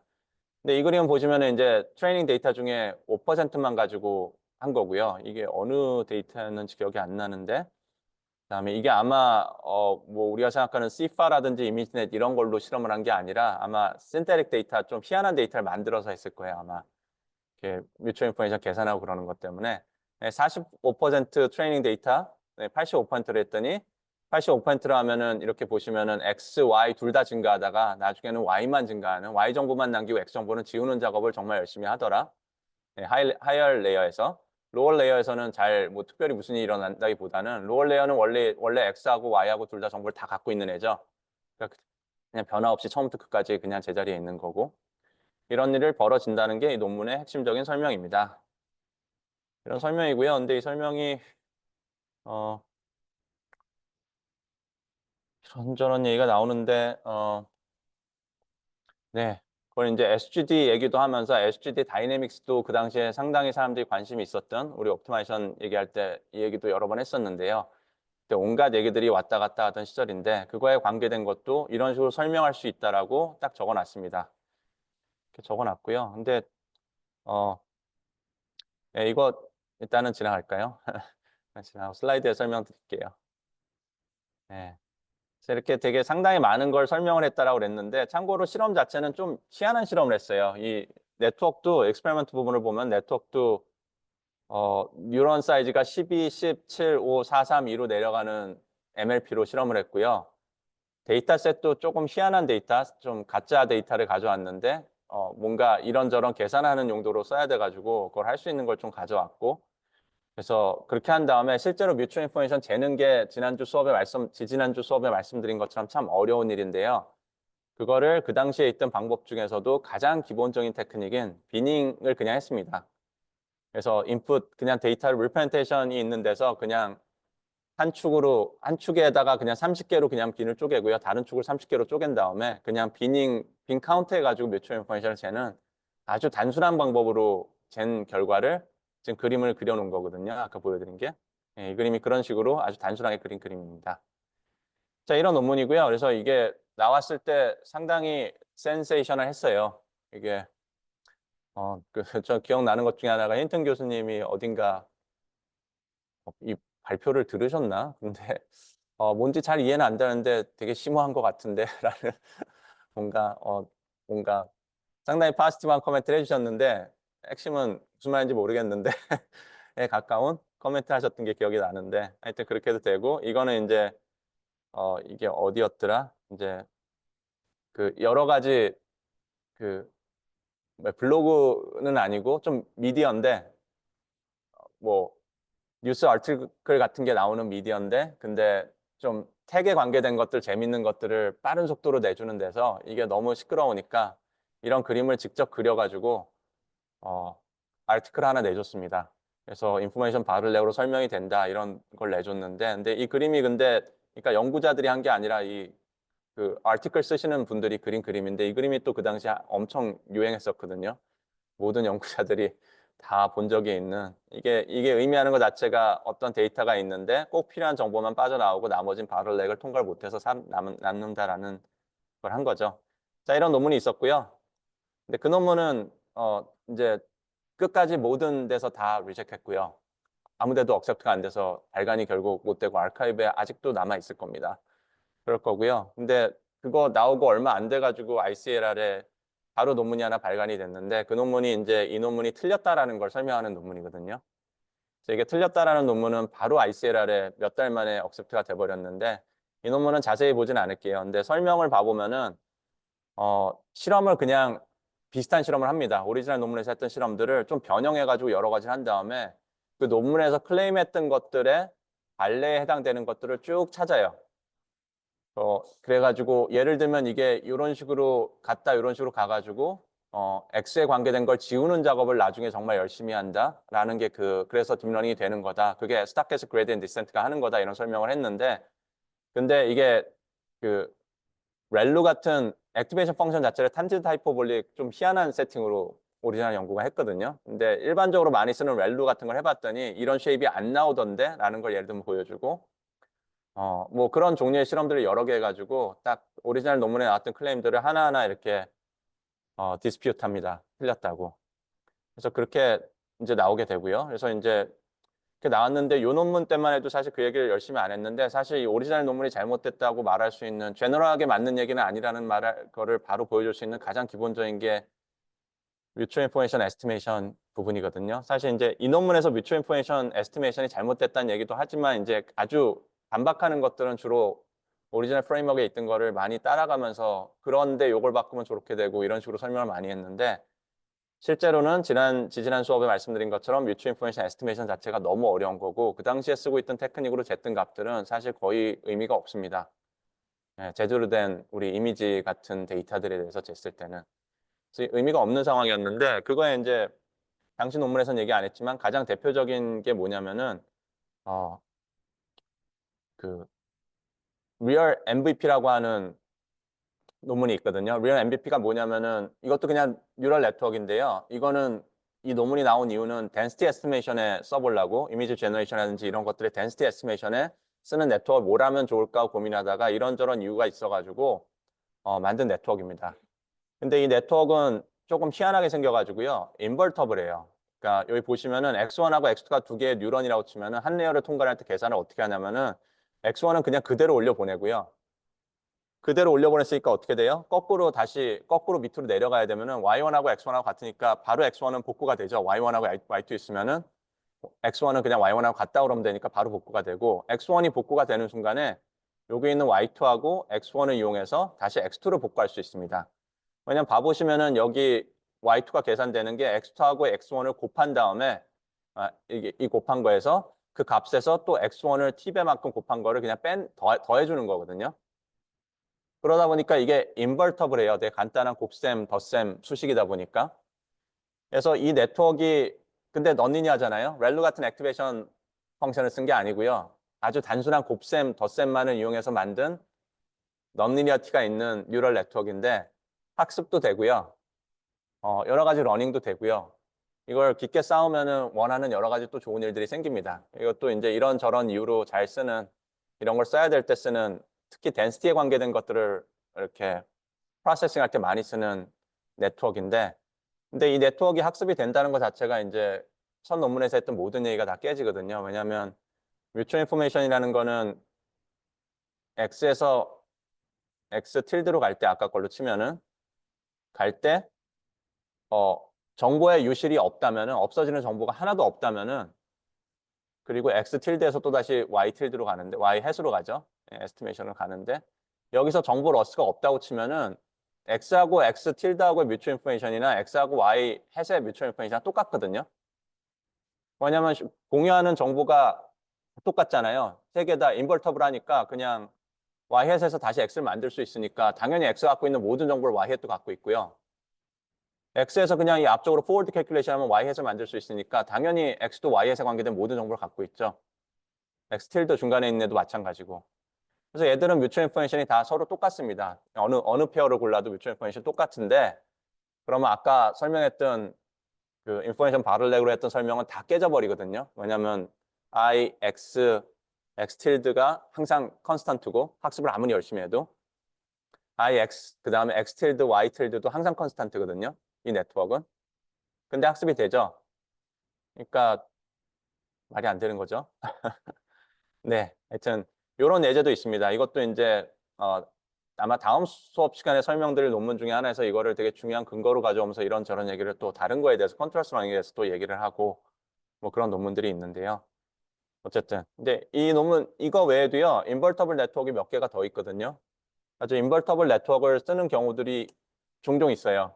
연구하다 보면은. 그래서 이거는 일단 이런 게 있다는 것 자체는 잘 알고 계시면 좋을 것 같아요.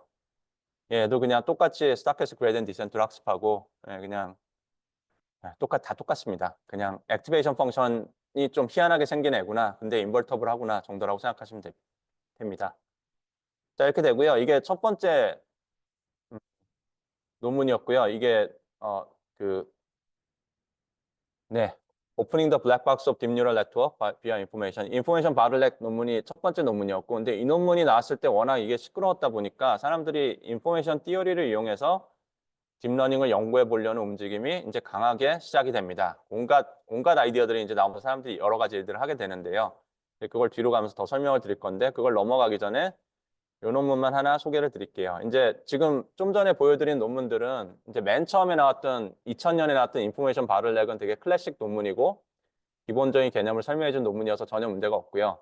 근데 좀 전에 설명드린 논문들은 좀 문제가 있는 논문과 오리지널 논문과 그걸 반박하는 논문 그런 거다 보니까 연구를 하는 사람들 입장에서는 딱히 그런 걸 알아둘 필요는 있지만 그걸 이용해서 논문을 쓰는 건 아니고 아이디어를 하는 건 아니고 그 인포메이션 바를렉 논문에 나왔던 아이디어를 써서 또 온갖 어플리케이션 논문들이 많이 나왔거든요. 그 논문들은 보통은 이 논문을 따라갑니다. Emergence of Invariance and Disentanglement in Deep Representation 하는 논문이 있는데 논문을 제가 띄워놨던가요?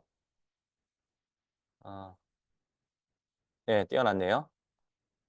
네, 이 논문은 이제 그 인포메이션 바를렉 논문에서 시작을 하는데 뭔가를 딥러닝은 이래서 되는 거야 라는 거를 클레임을 안 하고요. 인포메이션 바를렉의 되게 기본적인 프린시플들, 기본적인 인투이션들을 정리를 합니다. 그걸 정리한 다음에 수식적으로 증명할 수 있는 것들을 증명을 해요. 상당히 수식으로 쭉 디라이브를 하는 논문인데 근데 이 논문은 왜 다르냐면 이 논문은 지금 말씀드린 것처럼 딥러닝이 어떻게 돌아간다 이런 클레임과는 상당히 거리를 두고 있고요. 그런 말 함부로 하면 안 되는지 잘 아니까. 대신 제일 중요한 컨셉들을 어떻게 디파인하면 좋을까? 딥러닝에서 그런 컨셉들은 어떻게 활용할 수 있을까의 개념들이 가장 잘 정리가 되어 있는 논문이거든요. 보통은 해서 인포메이션 바를렉에 관계된 아이디어를 가지고 어플리케이션 논문들을 쓰면은 오리지널 논문을 사이트하긴 하지만은 보통은 이 논문에 있는 내용을 가지고 쓰는 게 정석일 것 같습니다. 그래서 이 논문은 좀 봐보면요. 논문을 봐도 되는데 일단 여기 있는 걸로 한번 설명해 볼까요? 이 슬라이드에 올려놓은 정도 설명하면 될 것 같은데 여기 보시면은 그 인포메이션 바를렉에 나왔던 그 두 가지 컨셉에 해당되는 걸 넣어놓긴 했는데 조금 수식을 다르게 써놨죠. 엔트로피 Y 기분 G라는 걸로 대신 써놓고 그다음에 G하고 X 사이에 뮤추얼 인포메이션은 또 여기 이렇게 써놓고 이걸 러스로 잡아놨고 그래서 인풋하고 리프레젠테이션 사이의 뮤추얼 인포메이션은 줄여줘야 되는 거고 그 다음에 중간에 있는 리프레젠테이션 G가 있을 때 Y의 엔트로피는 얘도 줄여줘야 되는 거고. 그러니까 G만 알면은 Y를 맞출 수 있어야 된다는 거죠. 이거 컨디션 엔트로피가 떨어진다는 거는. 예, 근데 이거를 뮤추얼 인포메이션으로 쓸 수 있었을 텐데 I, G, Y 사이 값이 작아지도록 그러니까 커지도록 해야 되니까 마이너스를 붙여 쓸 수 있을 텐데 오리지널 인포메이션 바를렉처럼 수식을 유도하는 데 있어서 이렇게 써놓고 유도하는 게 훨씬 더 유리하기 때문에 아예 컨셉을 이렇게 잡아버리고 논문을 이론적인 부분들을 쭉 디라이브를 한 논문입니다. 예, 그렇게 되고요. 그래서 이제 수식적인 면에서 훨씬 이제 열심히 한 논문이고 이제 여기 중요한 컨셉이 이렇게 네 가지가 나오는데 이것만 딱 설명드리면은 이 논문의 가장 중요한 건 다 이해하시는 거예요. 그래서 보시면은 첫 번째가 sufficiency라는 컨셉이 나오는데 sufficiency라는 게 뭐냐면 아까 설명드린 거랑 같은 거예요. 다만 용어를 이제 이 용어를 쓰자로 이제 바꾼 거죠. sufficiency라는 건 뭐냐면 중간에 있는 representation G가 Y에 대한 정보를 다 갖고 있어야 된다. 그걸 매스메리컬하게 어떻게 정리하면은 여기 보시다시피 G가 기분일 때 중간에 있는 representation을 알고 있다면은 X하고 Y는 서로 orthogonal하다. 그러니까 X를 알아봤자 Y에 대해서 정보를 더 받을 게 없는 거죠.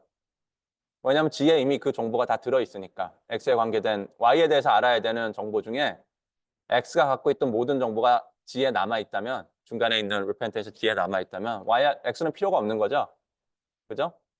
그래서 given G에 대해서 Y하고 X는 orthogonal 해야 되는 거고 그래서 이게 첫 번째 이걸 만족하면 sufficient하다고 하고 이제 minimal이라는 컨셉을 디파인합니다. minimal이라는 컨셉이란 건 뭐냐면은 이 sufficiency를 만족하는 그 수많은 representation 중에서 가장 적은 정보량을 갖고 있는 애.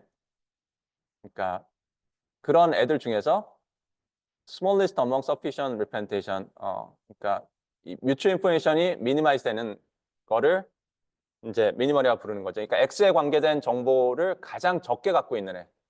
그러니까 다시 말하면은 G인데 Y에 대한 정보는 충분히 다 갖고 있어야 되고요.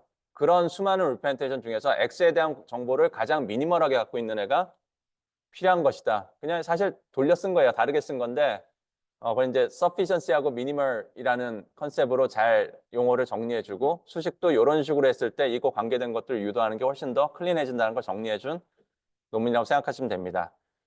이 용어도 이제 새로 여기서 디파인 해주는데요. nuisance라고 하는 용어를 디파인 해주는데 nuisance가 이게 불필요한 것들이죠. 괴롭히는 것들, 지저분한 것들 이런 걸 nuisance라고 그러는데 그래서 X의 정보 중에 Y하고 상관없는 걸 다 nuisance라고 부르고요. 상관이 있는 거는 Y에 정말 관계된 정보고 nuisance를 줄인다는 컨셉으로 이제 가기 시작하는 거고 그다음에 invariant하다는 것도 써놓는데 the potential invariant, the nuisance n 그러니까 n이 뭐가 들어와도 상관이 없는 거죠. 정말 nuisance는 어차피 Y에 관계된 정보를 안 갖고 있으니까 이런 네 가지 컨셉을 디파인을 해줍니다. 그래서 maximally insensitive도 있는데 지나가고요. 그래서 이런 인포메이션 바를렉 관계된 논문을 보시다가 nuisance라든지 minimal sufficient 나오면 그냥 이 얘기하는 거예요. 이거를 그냥 얘기를 하는 거고 보통은 수식이 나옵니다. 보통은 인포메이션 바를렉을 아이디어로 썼다고 얘기할 때는 이런 기본적인 인투이션을 그냥 적용을 하는 거를 어떻게든 임플리먼트 한 건데 그거 관계된 수식은 뮤추얼 인포메이션 관계된 수식으로 정리를 해가지고 이론적인 부분도 적어보겠습니다. 정도로 이해하시면 될 것 같아요. 자, 이렇게 되고요.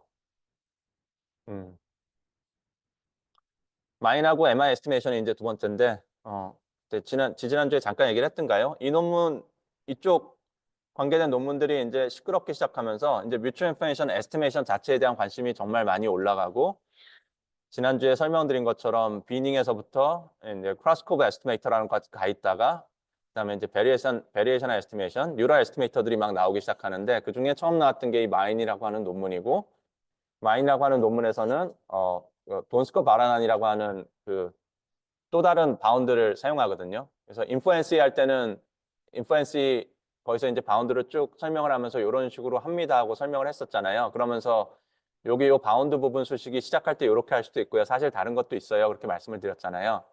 그 다른 거에 해당되는 것 중 하나를 가지고 이 논문은 씁니다. 바운드 수식을 좀 다른 걸 써놓고요. 거기서부터 마찬가지로 인플루언스에서 했던 거랑 비슷한 방식으로 여러 가지 트릭들을 써가지고 쭉 유도를 한 다음에 러스를 하나 만들어서 이게 미니마이즈 됐을 때 나오는 값이 실제 뮤추얼 인포메이션 값이야 라는 거를 합니다. 자세한 얘기는 안 하고요. 자세한 얘기는 인플루언스만 설명하고 더는 설명 안 하겠습니다. 그래서 이제 이렇게 설명이 되고 이 논문 같은 경우에는 처음 나왔던 논문이기 때문에 이 논문이 써져 있는 걸 봐보면은 시작부터 업적에 써져 있는 것 자체가 명확하게 그 얘기를 하고 있어요. 심지어 we show that이 아니고요. we argue that이에요. 이게 뉴럴 그러니까 뉴럴 네트워크로 뮤추얼 인포메이션을 에스티메이트 할 수 있다는 것 자체가 아직 자리를 못 잡고 처음 나온 논문이다 보니까 이게 본인들도 사실 그렇게 자신이 있지는 않았던 것 같아요. 그래서 argue라고 써놓고요, 논문에. We argue that the estimation of mutual information between high dimensional continuous random variables can be achieved by gradient descent over neural network. 예, 조그만 뉴럴 네트워크 달아놓고 그레디언트 디센트 하면은 뮤추얼 인포메이션 에스티메이터도 만들 수 있을 것 같은데 정도의 톤이죠. 예, 실제로 그걸 그래서 수식을 유도해 놓고 실제로 보여주는데 보여주는 거에 있어서도 이 논문을 냈단만 해도 우리가 에스티메이터를 만들었다라는 말만 하기에는 논문이 발간될지 자신이 없었는지 어플리케이션들에 대해서 이거를 직접 이것저것 여러 개를 보여줍니다.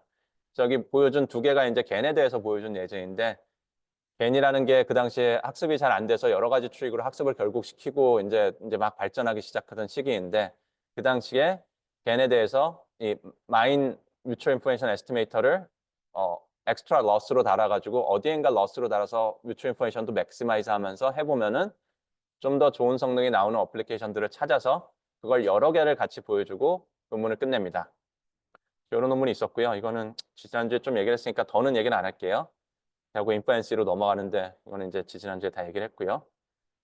이렇게 됩니다. 그래서 두 번째 흐름이 지금 설명드린 것처럼 이제 뮤추얼 인포메이션을 에스티메이션도 할 수 있고 그걸 에스티메이션 할 수 있을 뿐만 아니라 실제로 학습을 할 때 러스에다 갖다 붙이는 것도 가능하구나. 갖다 붙일 때 요런 아키텍처를 뮤추얼 인포메이션 에스티메이션을 하기 위한 뉴럴 넷을 갖다 붙여야 되기도 하고 러스도 이렇게 저렇게 바꿔봐야 되기도 하고 여러 가지 일을 해야 되는구나 정도가 이제 정리가 됐습니다. 그래서 마인 논문이 상당히 중요한 역할을 했고요. 그 다음에 이제 나온 논문이 이제 CPC입니다. CPC 논문은 이거는 논문 가서 얘기할까요?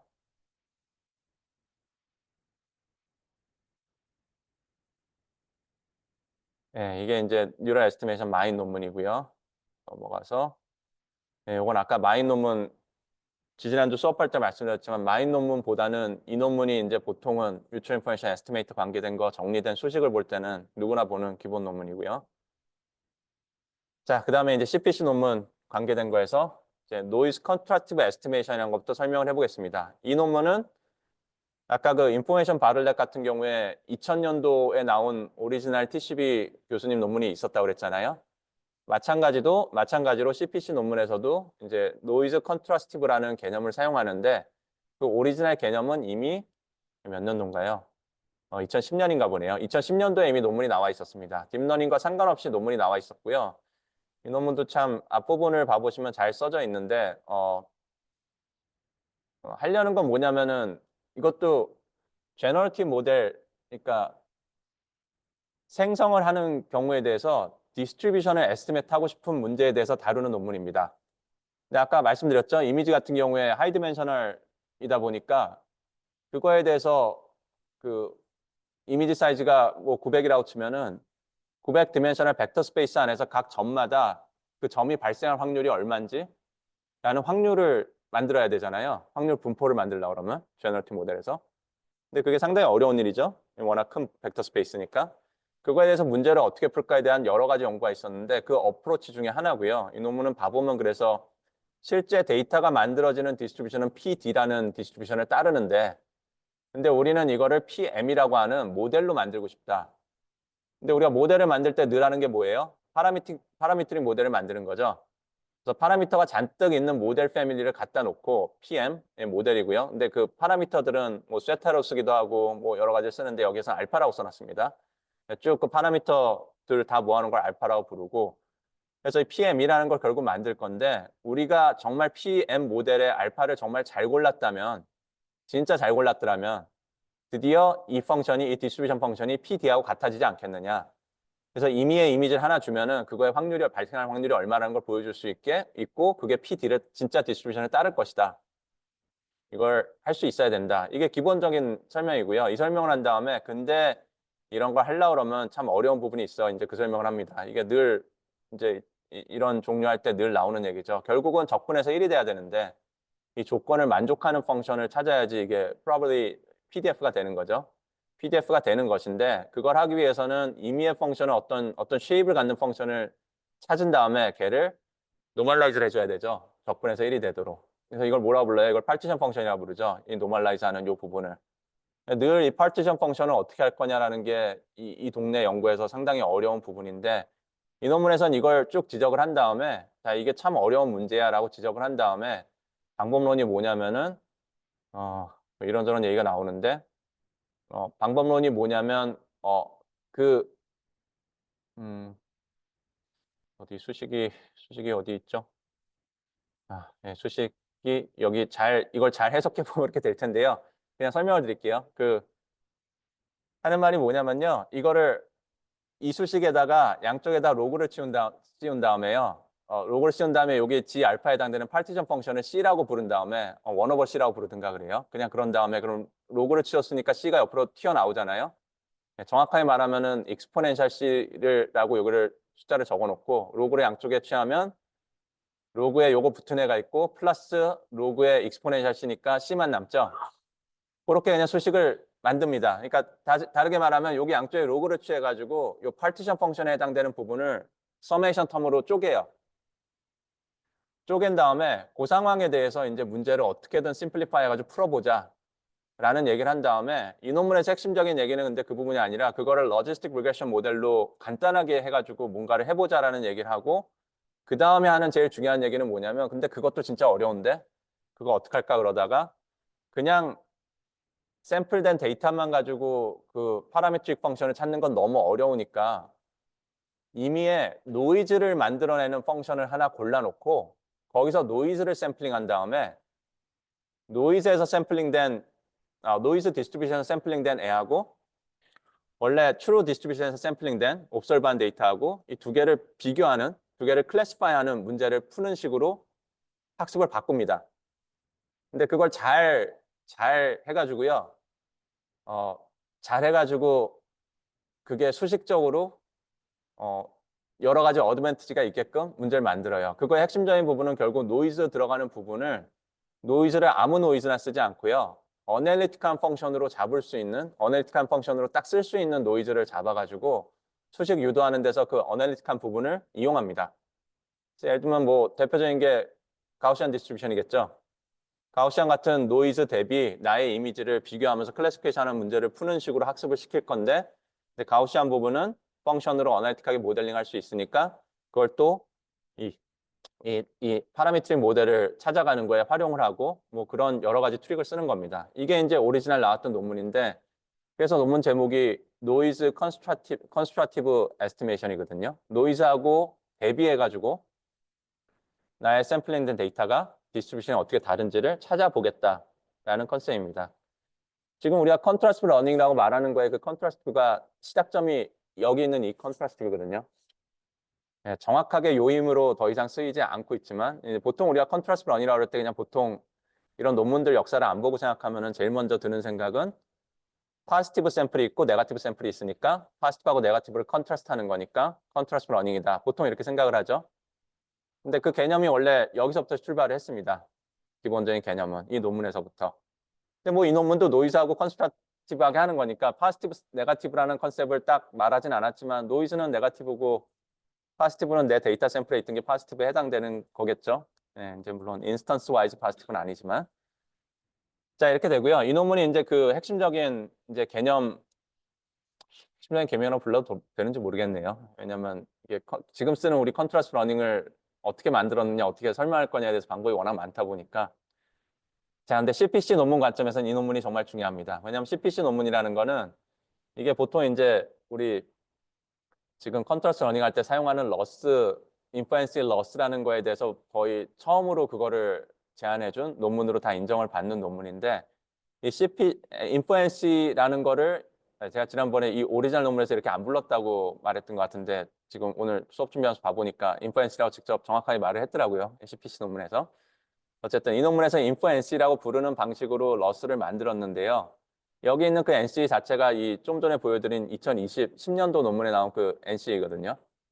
그래서 NC라는 컨셉을 가져와서 논문을 썼는데 논문으로 가볼게요. 노이즈 컨트라스트 에스티메이션 요거는 오리지널 논문이고 이제 CPC 논문 같은 경우에는 봐보면은 논문의 핵심적인 내용이 뭐냐면은 유니버설 언슈퍼바이즈 러닝 어프로치를 만들고 싶고 그걸 어떻게 할까 고민하다가 이 논문의 핵심적인 설명은 뭐냐면 뭔가 그냥 로 데이터를 가지고 뭔가를 하려고 그러면 로 데이터는 디멘션이 너무 커요. 너무 하이 디멘셔널 스페이스이기 때문에 그걸 가지고 뭔가 학습을 하거나 만드는 건 너무 어렵다. 그러니까 나는 이 논문에서 생각했던 건 뭐냐면 그건 좀 지나치고 그게 적당히 프로세싱이 된 레턴트 스페이스 안에서 뭔가를 학습을 해가지고 어떤 러스를 만들고 방법론을 만들어서 언스파이스 러닝을 해보겠다라는 걸 합니다. 그래서 그 생각을 하고 그 다음에 probabilistic contrast loss 근데 거기에 핵심적인 아이디어는 뭐였냐면은 레턴 스페이스 안에서 이렇게 타임 시퀀스 있는 데이터를 일부러 갖다 놓고 예를 들면 소리 같은 것을 갖다 놓고 타임 시퀀스가 있는 데이터에서 지금 현재 부분에서 만든 레턴트 정보만 가지고 그 레턴트만 가지고 퓨처에 있는 레턴트를 프레딕할 수 있겠느냐. 근데 그걸 되게 쉽게 할 수 있다. 그게 잘 된다 그러면은 그게 의미하는 게 뭐냐면은 내 레턴트가 퓨처를 프레딕트하는 데 꼭 필요한 정보들을 잘 가지고 있구나라는 걸 알 수 있는 거죠. 네, 그 생각을 한 거고요. 그게 기본 아이디어고요. 그 기본 아이디어인데 디테일에 있어서 이 논문이 explicit하게 얘하고 이 퓨처에 있는 애 사이에 뮤추얼 인포메이션을 보겠다. 그걸 수식으로 적어놓고 그거를 맥시마이즈하는 학습을 하겠다라고 적어놨습니다. 그래서 그게 이제 이 논문의 컨트리뷰션이죠. 이렇게 되고, 이제 그 CPC 논문이 이제 인플루언시 러스가 디자인된 그 아이디어가 나온 그림이 이 그림인데요. 이게 이 경우에는 이제 뭐 스피치라든지 뭔가 음악이라든지 그런 거에 대해서 이렇게 타임을 다 쪼개가지고 오토 리그레시브 모델인 상황이고 RNN 스트럭처를 만들어 놓고 적당히 로 데이터가 인코더를 통과해서 레턴트가 만들어질 텐데 그 레턴트를 또 받아가지고 RNN처럼 이렇게 스테이트를 끌고 가는 애가 있고 근데 현재 스테이트가 있는 애에서부터 여기서부터 프레딕트를 얘를 인풋을 해서 프레딕트를 해가지고 예를 들면 네 번째 그러니까 타임 스텝으로 네 번째 퓨처에 있는 애를 레턴트를 맞출 수 있을까? 그걸 잘 맞춰보자라는 학습을 하는 겁니다. 근데 여기에 러스를 뭘 쓰냐면은 얘 둘 사이의 프레딕션에 관계된 거를 둘 사이의 뮤추얼 인포메이션을 맥시마이즈 하라 라는 걸로 포뮬레이션을 합니다. 자, 이렇게 되고요. 여기 뭐 여러 가지 얘기가 나오는데 슬로우 피처, 패스트 피처는 그 트랜스포머에서도 이제 이거 딱 설명한 논문들이 있을 텐데 이것도 우리가 피처를 배운다고 할 때 사용하는 표현이 정말 여러 개가 있거든요. 근데 아까 비전 데이터 이렇게 올라가는 거 얘기할 때 했던 설명 중에는 로컬 또는 로레벨 피처라고 했던 설명이 있고 그 다음에 하이레벨이라고 설명했던 게 있죠. 아까 그 고양이 9개로 자르는 거 같은 경우에 그 픽셀이 바로 옆에 붙어 있는 거는 진짜 바로 옆에 있는 로컬한 정보이기도 하고 로레벨 정보이기 때문에 그거를 사용하는 건 우리가 배우고 싶은 게 아니다. 그 피처를 배우고 싶은 게 아니기 때문에 일부러 이렇게 잘라냈다 이렇게 설명을 드렸죠. 우리가 배우고 싶은 거는 하이레벨 컨셉이다 이렇게 설명을 드렸죠. 자, 근데 이런 종류 데이터에 있어서는 이렇게 오토 리그레시브하게 이렇게 앞으로 쭉 나가는 데이터에서 얘기할 때는 보통은 슬로우 피처하고 패스트 피처라는 표현을 씁니다. 슬로우라는 건 무슨 의미냐면은 시간이 지나도 계속 남아있는, 공통으로 남아있는 정보. 그러니까 변하긴 변하는데요. 타임 베리에이션이 있으니까 결국은 그 정보도 없어질 건데 좀 오랫동안 유지되는 정보.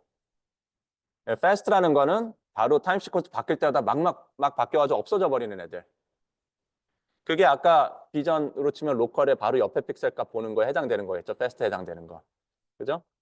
근데 왜 슬로우 피처를 배우는 게 중요하냐? 왜 하이 레벨 피처를 배우는 게 중요하냐? 왜냐면 로 레벨에 관계된 거를 학습하는 게 인간들이 지금 풀고 싶은 딥러닝으로 풀고 싶은 문제들이 아니거든요. 우리가 풀고 싶은 거는 인간이 생각하는 좀 더 복잡한 개념, 우리가 하는 태스크들이 그런 복잡한 개념에 관련된 것들, 그런 것들이 원래 안 돼가지고 그렇지 않은 것들은 이미 다 풀었기 때문에 예. 하이 레벨에 해당되는 걸 풀고 있기 때문에 이런 문제에 있어서도 천천히 변하는 것들만 관심이 있는 사항으로 보는 것이고 그래서 프레딕션도 어떻게 돼요? 좀 멀리 떨어진 것도 프레딕션이 돼야 되는데 이거 자체 포뮬레이션 자체가 봐보시면 여기서 여기까지 유지가 되는 정보를 사용하겠다는 거잖아요. 그죠? 커먼하게. 그래서 여기에는 이제 슬로우 피처라는 표현이 나옵니다. 트랜스포머에서도 이런 얘기가 나오는데 트랜스포머 어텐션이 스팬이 인풋 전체를 한꺼번에 보잖아요. 그죠? 이게 이제 RNN 같으면 슬로우 패스트 같은 개념이 되게 중요하거든요. 근데 트랜스포머 가면은 진짜 멀리 있는 것도 어차피 다 어텐션을 볼 수 있으니까 이제 훨씬 더 파워풀한 거죠. 이런 거에 좀 영향을 덜 받는 거죠.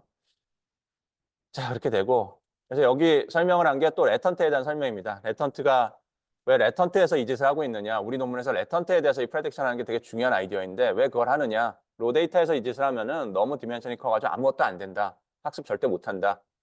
적당한 레턴트 스페이스, 적당한 사이즈로 만들고 레턴트 스페이스를 만드는 이런 인코더나 이런 것들을 잘하는 게 정말 중요하다라는 얘기를 하는 겁니다. 그래서 그런 걸 잘한 다음에 러스는 여기 봐보시면은 이거 인퍼런스의 러스 드라이브 할 때 봤던 수식이죠. 이제 봐보시면 이렇게 컨디셔널로 돼 있지만 이거 풀었으면 그냥 뮤추얼 인포메이션이죠.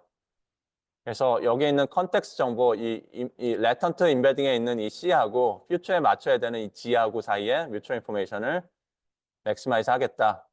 이게 X로 돼 있네요. 네.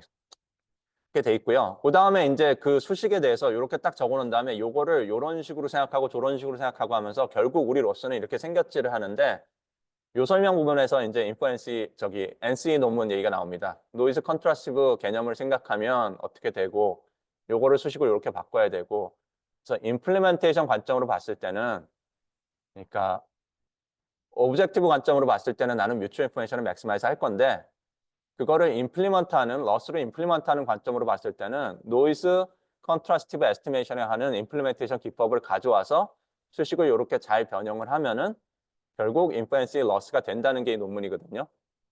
근데 이 부분 설명이 이렇게 스트롱하진 않아요. 이거 그래서 여기 있는 설명이 제가 지난주에 드린 설명하고 좀 다른데 그냥 저는 그냥 이 설명을 이제 안 봅니다. 설명도 안 하고 그냥 지난주에 설명드린 그걸로만 항상 설명을 하는데 하여튼 그렇게 됩니다. 근데 여기도 자세히 봐보시면요. 여기 잘 나가다가 or 또 any positive real score can be used here. We use a simple log linear model 해가지고 여기에 갑자기 이 소식이 튀어나오잖아요.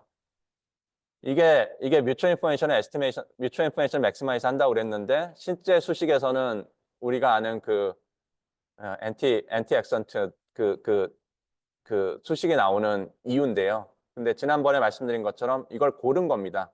하필이면 여기다가 로고 바이 리니어한 모델로 이 부분을 이렇게 그냥 이 수식을 집어넣어 놓고 유도를 계속 하겠습니다. 예, 운이 없다면 이렇게 해서 퍼포먼스가 정말 안 나오겠죠. 왜냐하면 사실 이렇게 가정을 했는데 이걸로 모델링이 안 되는 데이터였기 때문에 이런 식으로 해가지고는 학습이 잘 안 될 테니까. 근데 상당히 많은 문제에서 이런 간단한 방법으로 한 것으로 결과가 잘 나왔기 때문에 더 이상 이제 실험적으로 엠피리컬하게 검증이 돼서 이렇게 지나가는 수많은 것들 중 하나인 거죠. 이렇게 됩니다. 이렇게 되고요. 예, 여기 써져 있는데 이게 논문을 쭉 읽어보면요. 그 노이즈 컨트라스티브 에스티메이션 그 2010년 논문에서는 노이즈를 사실 뭐라도 써도 되거든요. 그냥 뭐라도 내 데이터 디스트리뷰션이 아닌 다른 노이즈 디스트리뷰션을 가져와서 대비를 해서 학습하는 게 목표니까. 근데 이 논문에서는 그 중에서도 하필이면은 마지널 디스트리뷰션, 내 옵서베이션 데이터의 마지널 디스트리뷰션에 해당되는 거를 노이즈로 사용합니다. 그걸 왜 그렇게 하냐면은 우리 뮤추얼 인포메이션 배웠잖아요. 뮤추얼 인포메이션 자체가 조인트하고 마지널 사이의 비율이잖아요. 그래서 이걸 마지널로 써야지 뮤추얼 인포메이션 개념이 수식하고 다 맞아 떨어지거든요. 그래서 이걸 이렇게 사용을 하고요. 이걸 이렇게 사용한다는 말 자체가 프랙티컬하게 무슨 뜻이에요? 가우시안 노이즈 샘플 해가지고 뭔가 네거티브로 쓰는 게 아니라 나하고 레이블이 다른 애들을 뽑아서 걔들을 네거티브로 쓰는 학습을 하겠다는 거죠. 네, 그렇게 하면은 뮤추얼 인포메이션 수식하고 잘 맞아 떨어지는 수식으로 쭉 정리가 되니까. 개념이 이렇게 흘러갑니다. 참고로 이런저런 연구를 하다가 우리 연구원분들하고 좀 다른 것들도 해봤는데 반드시 그 마지날을 쓰는 게 꼭 성능이 제일 잘 나오는 건 아니거든요. 데이터마다 또 좀 달라요. 마지날을 좀 일부러 좀 바꿔보고 다르게 해보고 그러면 또 성능이 올라가기도 하고 또 온갖 일들이 벌어지는데 아무래도 데이터는 워낙 지저분하니까 그렇게 됩니다.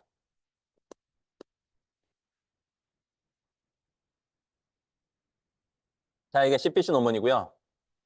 CPC 논문은 좀 전에 보여드린 그 레턴트를 쓴다, 미래를 예측한다. 그 부분에 있어서는 별로 대단치 않거든요. 사실 되게 기본적인 아이디어거든요. 근데 하필이면 그 논문에서 loss 펑션을, inference loss 펑션을 derive 해가지고 그 loss 펑션이 뒤쪽에 있는 논문들한테 정말 중요한 역할을 하거든요. 그 loss가 정말 좋은 loss였던 거죠. 우리 클래시피케이션에서 크로스 엔트로피가 정말 좋은 loss였던 것처럼 그거 왜 그래요?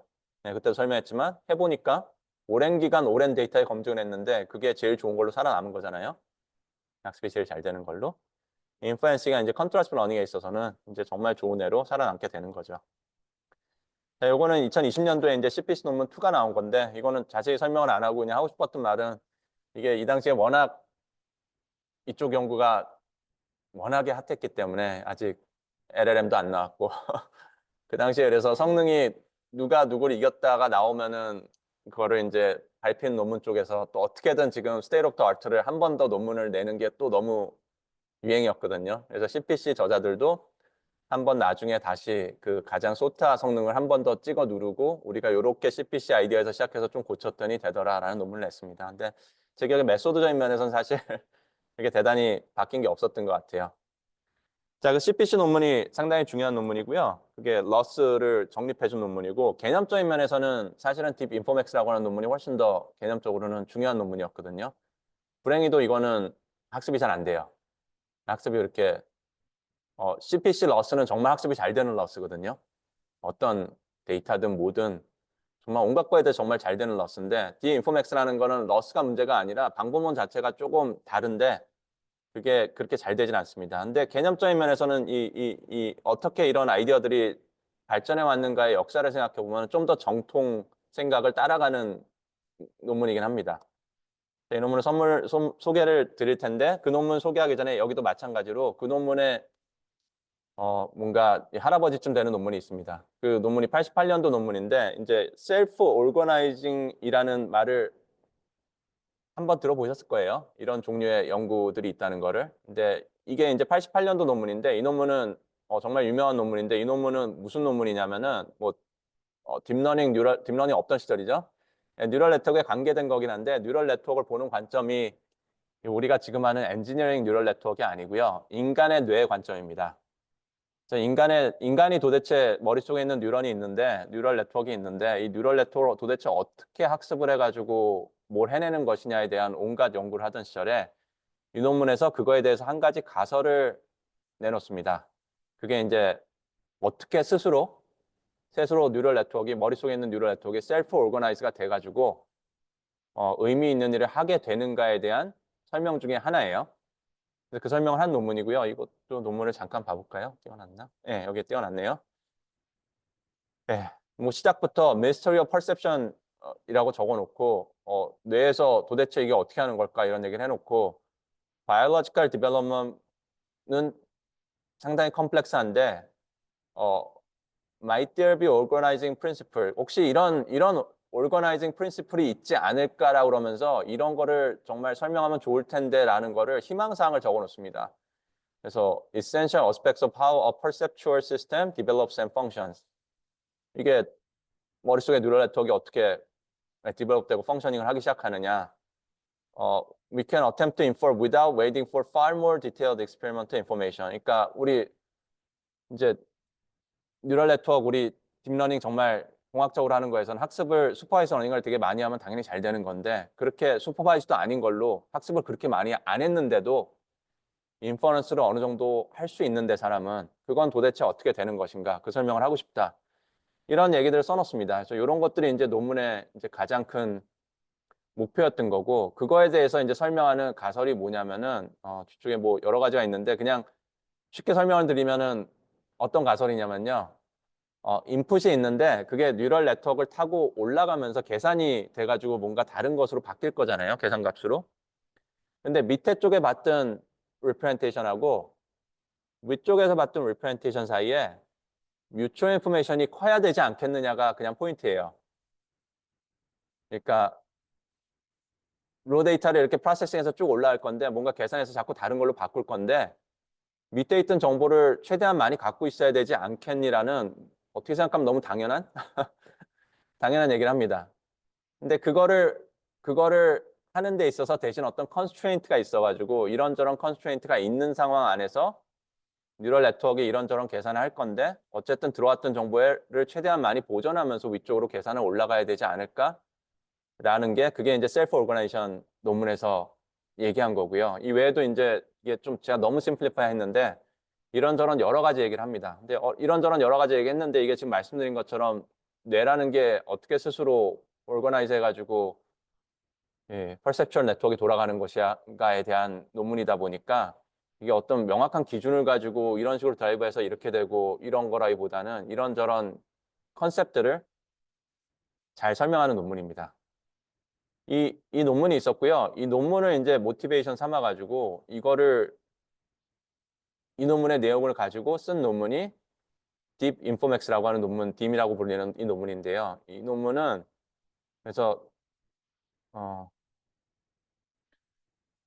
그냥 논문의 모티베이션이 그겁니다. 그냥 딥러닝에서 인풋 이미지 들어오면은 그걸 프로세싱해서 위로 올려보낼 건데 밑에 쪽에 있던 거랑 위에 쪽에 있던 거랑 뮤추얼 인포메이션 재가지고 그게 커지도록 학습해야 되지 않을까? 그냥 언스파이스 러닝 그냥 그렇게 하면 안 돼? 가 어프로치예요. 밑에 하고 위에. 우리 지금 학습할 때 어떻게 돼요? 컨트롤스 러닝 할 때? 어그먼트 하죠. 그죠? 이미지 하나에서 그거의 두 가지 다른 버전, 똑같은 정보를 담고 있는 두 가지 다른 버전, 살짝 다르게 생긴 걸 만들어서 걔들 사이의 뮤추얼 인포메이션을 보잖아요. 근데 이 컨셉이 나오기 전에 오리지널하게는 좀 전에 보여드린 셀프 오거나이제이션 이 논문 때문에 아이디어 자체가 밑에서 위로 올라가는 중에 밑에 쪽 레이어와 위에 쪽 레이어 사이에 뮤추얼 인포메이션을 맥시마이즈 한다는 컨셉으로 학습을 한다는 논문이 먼저 나왔고요. 그게 이 논문입니다. 그래서 이 논문이 나왔는데 이 논문이 근데 아까 인포메이션 바틀렉 설명하면서도 좀 말씀을 드렸는데 사실 밑에하고 위에서의 뮤추얼 인포메이션이 된다는 게 되게 희한한 개념이거든요. 왜냐하면 그 리얼 MVP처럼 인버터블 하면은 사실 항상 컨스탄트고요. 그 안에 파라미터 뭘 해도 컨스탄트고요. 근데도 학습이 되니까 좀 애매한 컨셉인데 학습도 그리고 생각보다 잘 안 돼요. 그래서 이 논문이 사실 처음에 이런 컨셉으로 뭘 해낸 거는 되게 대단한데 사실 이렇게 상당히 불안정한 학습이었거든요. 그래서 여기는 이제 논문을 봐보면요. 제 자세한 거는 설명 안 할게요. 자세한 건 설명 안 하고 중요한 그림만 하나 설명하면은 이 논문의 되게 핵심적인 컨셉이 뭐였냐면은 이미지가 들어오면은 그거를 이제 CNN을 이용해서 학습을 해 나가는데요. 위로 계산해서 올려 나가는데 글로벌에 해당되는 피처하고 이 스페이스 안에서 로컬에 해당되는 피처를 따로 봅니다. 그래서 글로벌 관점에서 어떤 걸 만족해야 되고 로컬 관점에서 뭘 만족해야 된다는 두 가지를 뮤추얼 인포메이션 관점으로 수식을 만들어 가지고 학습에 사용을 해요. 근데 좀 전에 말씀드린 셀프 오거나이제이션 그 프린시플이 그게 너무나도 강력하고 그게 정말 학습에 딱 맞는 그 오브젝티브였다면은 이렇게 복잡하게 할 필요가 없었을 거거든요. 간단하게 그걸 딱 임플리먼트를 잘만 해도 학습이 잘 됐어야 될 텐데 사실 학습이 잘 안 되니까 이 논문을 쓴 분들이 임플리먼테이션 관점에서 여러 가지 트라이를 해가지고 성능이 올라가도록 여러 가지를 찾았고 그중에 이제 대표적인 테크닉이 글로벌하고 로컬을 나눴던 것 같아요. 지금 돌아보니까. 어쨌든 이 논문에서 이런 컨셉들을 설명을 하고요. 그래서 글로벌, 로컬 이런 컨셉을 설명하면서 뭐 수식도 이렇게 나오는데 사실 이게 아까 설명드린 뭐 CPC 논문하고 거의 같은 때 나오거든요. 그래서 CPC 논문을 쓰고 있는데 아카이브에 올렸는데 뭐 또 서로 다른 쪽이 나오면은 또 아직 컨퍼런스엔 발간이 안 됐고 그래서 막 업데이트가 되고 막 그러거든요. 이 당시 논문들이. 그래서 여기에도 CPC에 관계된 수식이 또 한번 튀어나오고 근데 이 논문 자체에서는 근데 이 논문은 쓰신 분들이 벤지오 그룹이거든요. 벤지오 그룹에서 나온 논문인데 근데 벤지오 그룹에서 아까 썼던 논문이 뭐냐면 아까 마인 논문, 뮤추얼 인포메이션 에스티메이션 논문이 또 같은 그룹에서 나온 거거든요. 사실 이 논문의 모티베이션은 뮤추얼 인포메이션 에스티메이션이 되네? 그럼 그거 언스파이스 러닝에서 지금 써봐. 해서 나온 논문이 이제 이 논문인 거예요. 이렇게 되고요. 그러다 보니까 위아래 이제 아까 셀프 오거나이제이션 그걸 쓴 거고 어, 이 논문에서는 그리고 마인을 따라가면서 하다 보니까 이제 JS라고 하는 마인 논문은 또 돈스코바라는 아닌데 좀 다른데 어쨌든 이런저런 또 다른 MI 에스티메이터 얘기도 나오고 그럽니다. 근데 어쨌든 간에 다 컨셉 자체는 MI 에스티메이터들이 이렇게 여러 개가 있는데 그중에 적당한 걸 사용해서 적당한 곳들을 찍어가지고 걔들 사이 뮤추얼 인포메이션을 맥시마이즈 하는 방향으로 학습을 하면 언스파이스 러닝이 잘 되지 않을까라는 어프로치입니다. 그래서 이 논문이 상당히 중요한 논문이었는데 말씀드린 것처럼 실제적으로는 프랙티컬하게는 컨셉적으로는 훨씬 더 정통을 따랐지만 학습하는 관점으로는 잘 되지 않았기 때문에 이제 프랙티컬하게 밀려버렸고요. 근데 이 논문을 썼던 이 첫 저자가 그때 아마 대학원생이었을 텐데 이분이 이제 두 번째 저자로 들어간 이제 1년쯤 뒤에 나온 논문이 있는데 이 멀티뷰라고 하는 논문이 있거든요. Maximizing Mutual Information Across View라는 논문이 있는데 이제 좀 눈치를 챈 거죠. 이게 같은 네트워크에서 밑에 쪽 레이어, 위에 쪽 레이어의 뮤추얼 인포메이션을 맥시마이즈 하는 건 학습이 잘 안 되는데 여러 가지 문제가 많은데 가만 생각해 보니까 같은 하이 레벨 컨셉을 갖고 있는 두 개의 이미지가 있으면 그냥 걔들 사이의 뮤추얼 인포메이션을 맥시마이즈 하는 레턴트 스페이스에서 그걸 학습을 하면 되잖아요. 그래서 그거를 이 당시만 해도 어그먼테이션을 가장 중요한 아이디어로 잡은 건 아니고 원래 아이디어는 카메라 뷰포인트 이런 얘기합니다.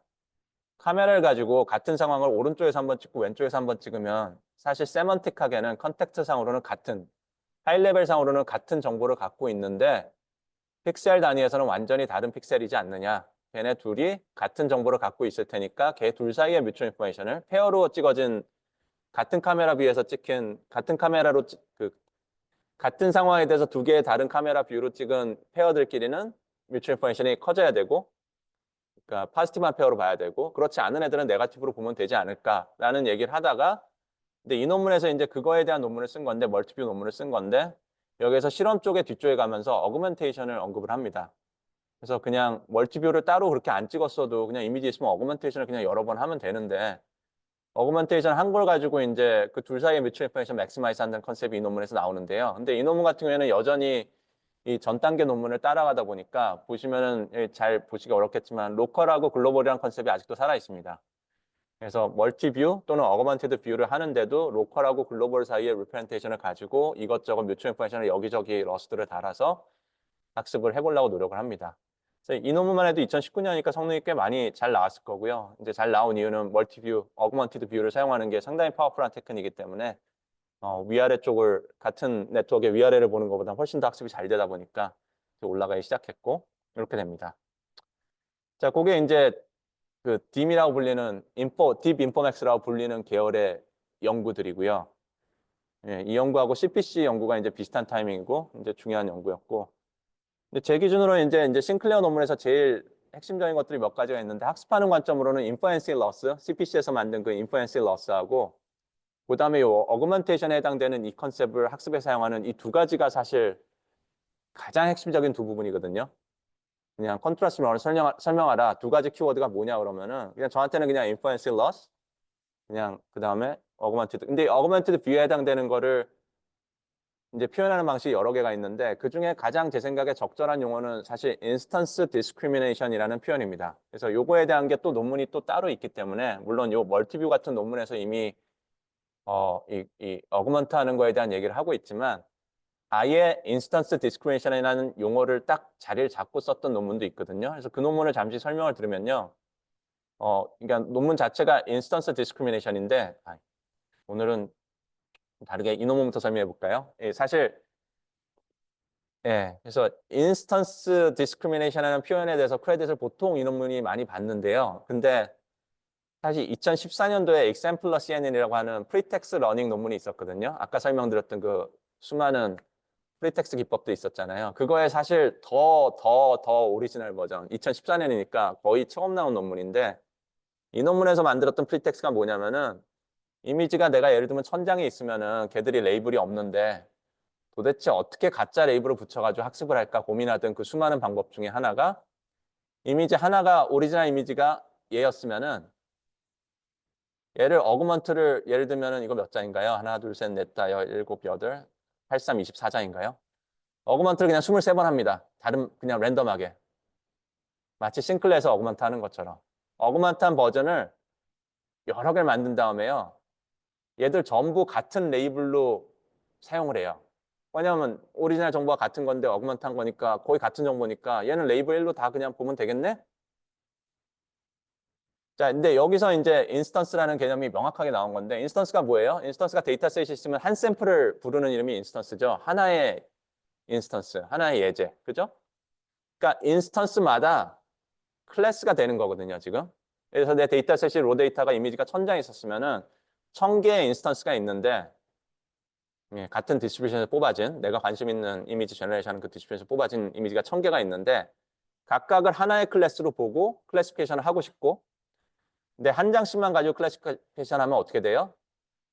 학습 잘 안 되죠? 우리 그 메모라이션 일어나 버리죠. 제너럴한 어떤 피처를 배우기 전에 그게 잘 안 보이니까 그냥 천장을 그냥 메모라이즈하고 끝나겠죠. 학습이 잘 안 되겠죠.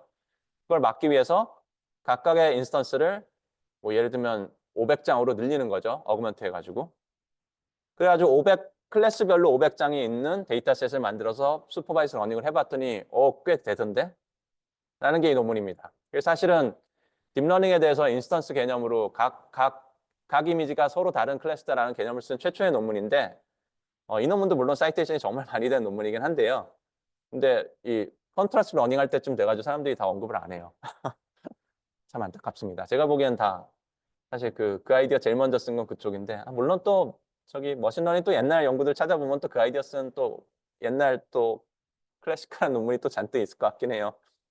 재밌는 동네입니다. 네, 하여튼 자 2018년도 논문을 잠깐 봐보면요. 인스턴스 디스크리미네이션 논문은요. 여기는 딱 이제 그 익sem플러라든지 다른 논문을 전혀 언급을 안 하면서 정확하게 그 얘기를 합니다. Each sample as a distinct class라는 개념이고요. 그게 지금 사실 우리 컨트라스트 러닝 할 때 개념이잖아요. 각각의 샘플은 걔의 어그먼티드 버전만 포지티브로 보지 절대 비슷하게 생긴 그 어떤 것도 포지티브로 안 보잖아요. 왜냐면 그렇게 하려고 그러면은 인간의 도움이 필요하니까. 네, 그런 언슈퍼바이즈가 안 되게 돼버리니까. 이 개념이 있는 거고요. 직접 논문까지 갈 필요가 있을까요? 예, 뭐 디테일은 이런저런 게 있어요. 근데 디테일이 있는데 여기 또 이 논문에서 또 중요했던 게 뭐냐면 메모리 뱅크라는 개념을 사용하는데 이게 또 컨트라스트 러닝 계열 연구에서 많이 사용하는 그리고 또 모코에서 아직 사용하던가요? 모코든가 어느 거에서 다음 주에 말씀을 드릴 텐데 메모리 뱅크라는 건 뭐냐면요. 지금 이 익sem플러 같은 경우에는 한 이미지가 있으면 그걸 어그먼트 해가지고 여러 버전을 만든 다음에 같은 클래스라고 사용하잖아요. 근데 메모리 뱅크라는 얘기가 나오면 어떤 얘기냐면은 한 이미지가 있는데 걔가 내가 모델이 충분히 학습되기 전에 걔를 포워드 캘큘레이션 했던 버전이 있을 거 아니에요?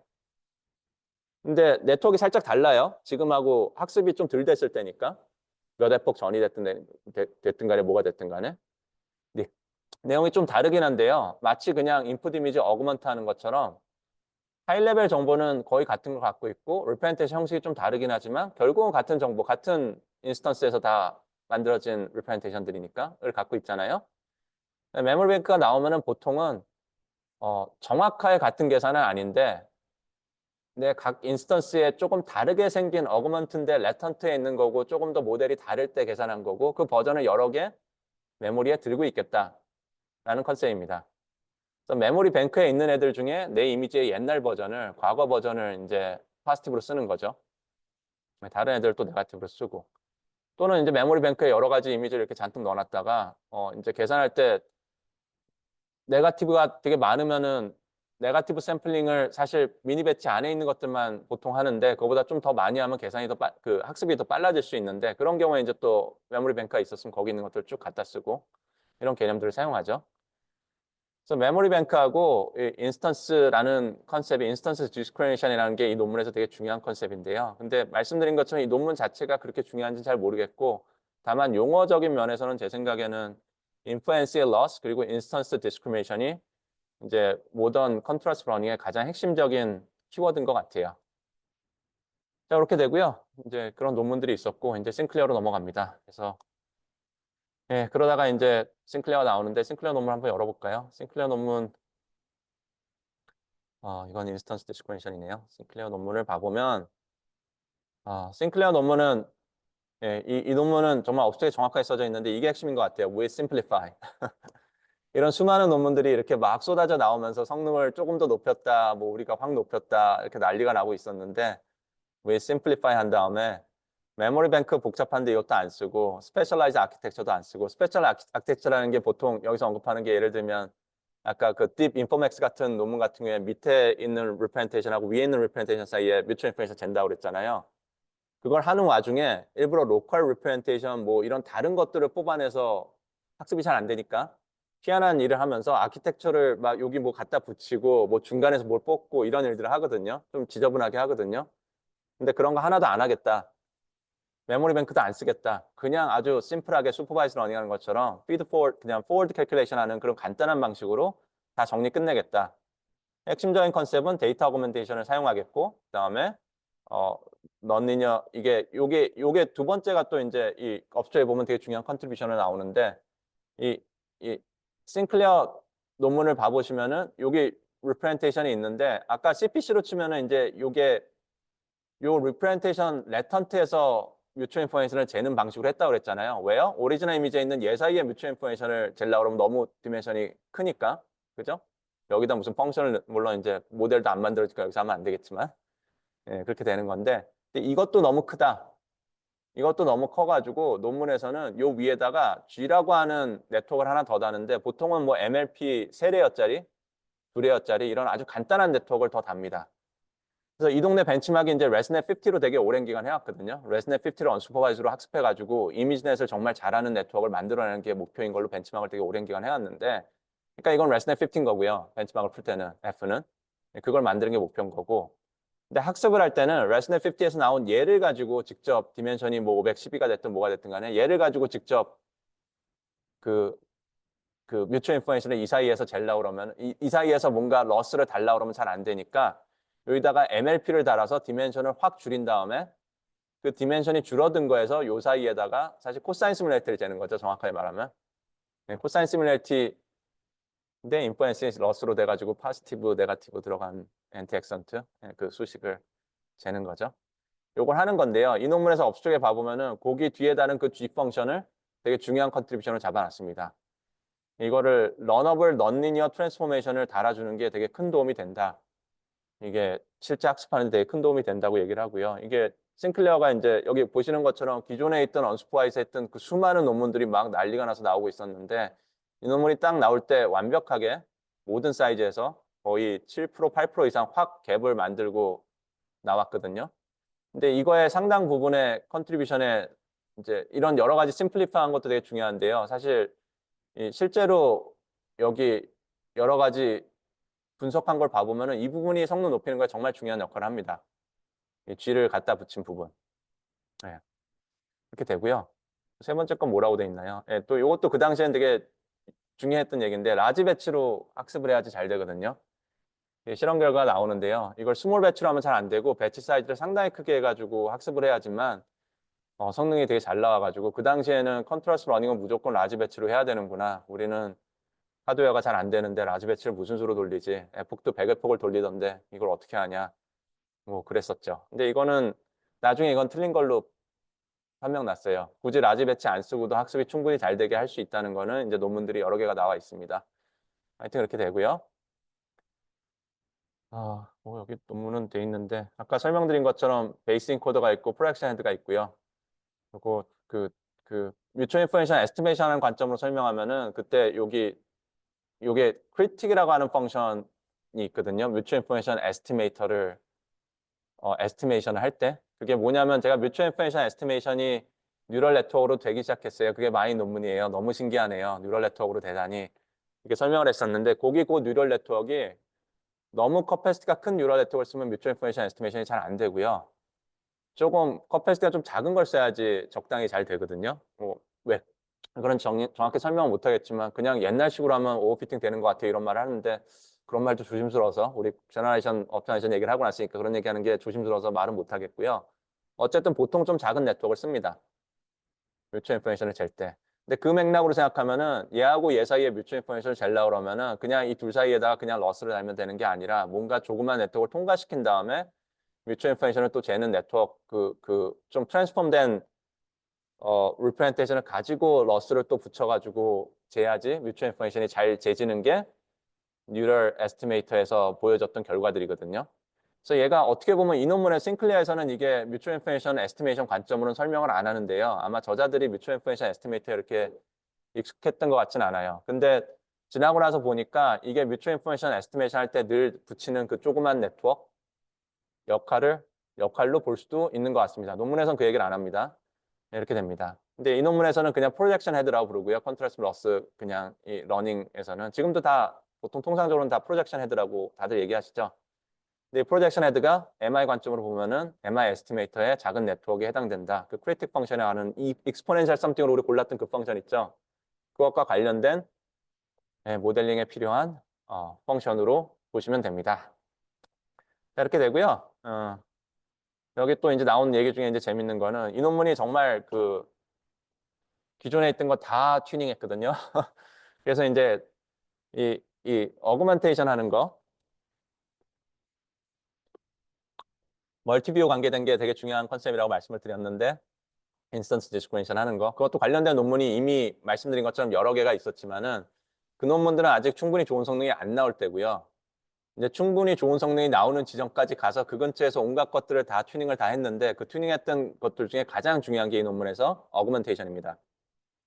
그래서 어그먼테이션은 온갖 조합을 다 해본 다음에 우리가 다 해봤더니 진짜 중요한 거는 랜덤 크롭하고 컬러 디스토션하고 이 두 개를 조합으로 이 두 개를 같이 써야 돼라는 게 이 논문 실험 결과 중에 가장 중요한 결과 중에 하나입니다.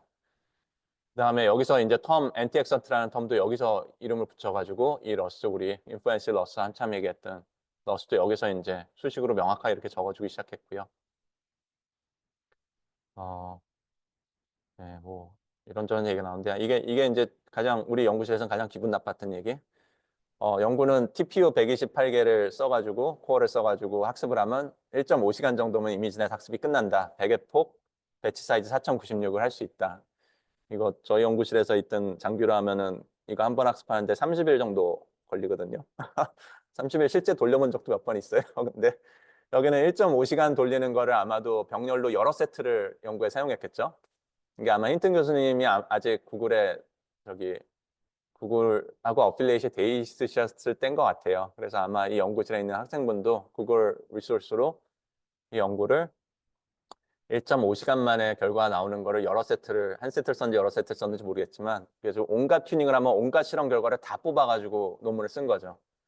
이렇게 된 거고요. 그래서 엔티엑선트 되고 여기 봐보시면은 이제 예 미니 배치 사이즈도 8191을 쓰거든요. 8191을 쓰면 당연히 메모리가 엄청나게 커야겠죠. 예, 메모리가 아주 큰 걸로 하드웨어를 가지고 실험을 하고 있는 거고 우리 맨날 보던 그림 오리지널인데 이거를 어그먼트 하는 게 이렇게 다양한 게 있어요. 설명하는 그림이고 이 그림이 뭐냐면 그 중에 두 개만 골라서 학습을 해보면 언스파이스 러닝을 해보면 요거 하나하나가 저희 연구실 30일씩 걸리는 학습입니다. 이거 이미지넷을 했나? 이미지넷이네요. 그죠? 근데 이건 1.5시간 걸리는 거니까 그걸 패러럴 해가지고 쭉 다 뽑았겠죠. 봐보시면은 프람만 사용하면은 이제 이미지넷 성능이 34.1%가 나오는데 컬러 컬러 바꾸는 그거하고 크로핑 하는 거 두 개 쓰면 55.8로 올라가거든요. 예, 이게 그림이 그런 겁니다. 대각선에 있는 건 그 한 가지 방법만 쓴 거고요. 대각선에 안 있는 거는 두 가지, 그 조합에 해당되는 두 가지를 썼을 때 성능을 해놓은 건데 해봤더니 요 조합, 컬러하고 크롭 두 개를 같이 쓴 조합이 성능이 정말 월등히 좋더라는 게 이 결론이고요.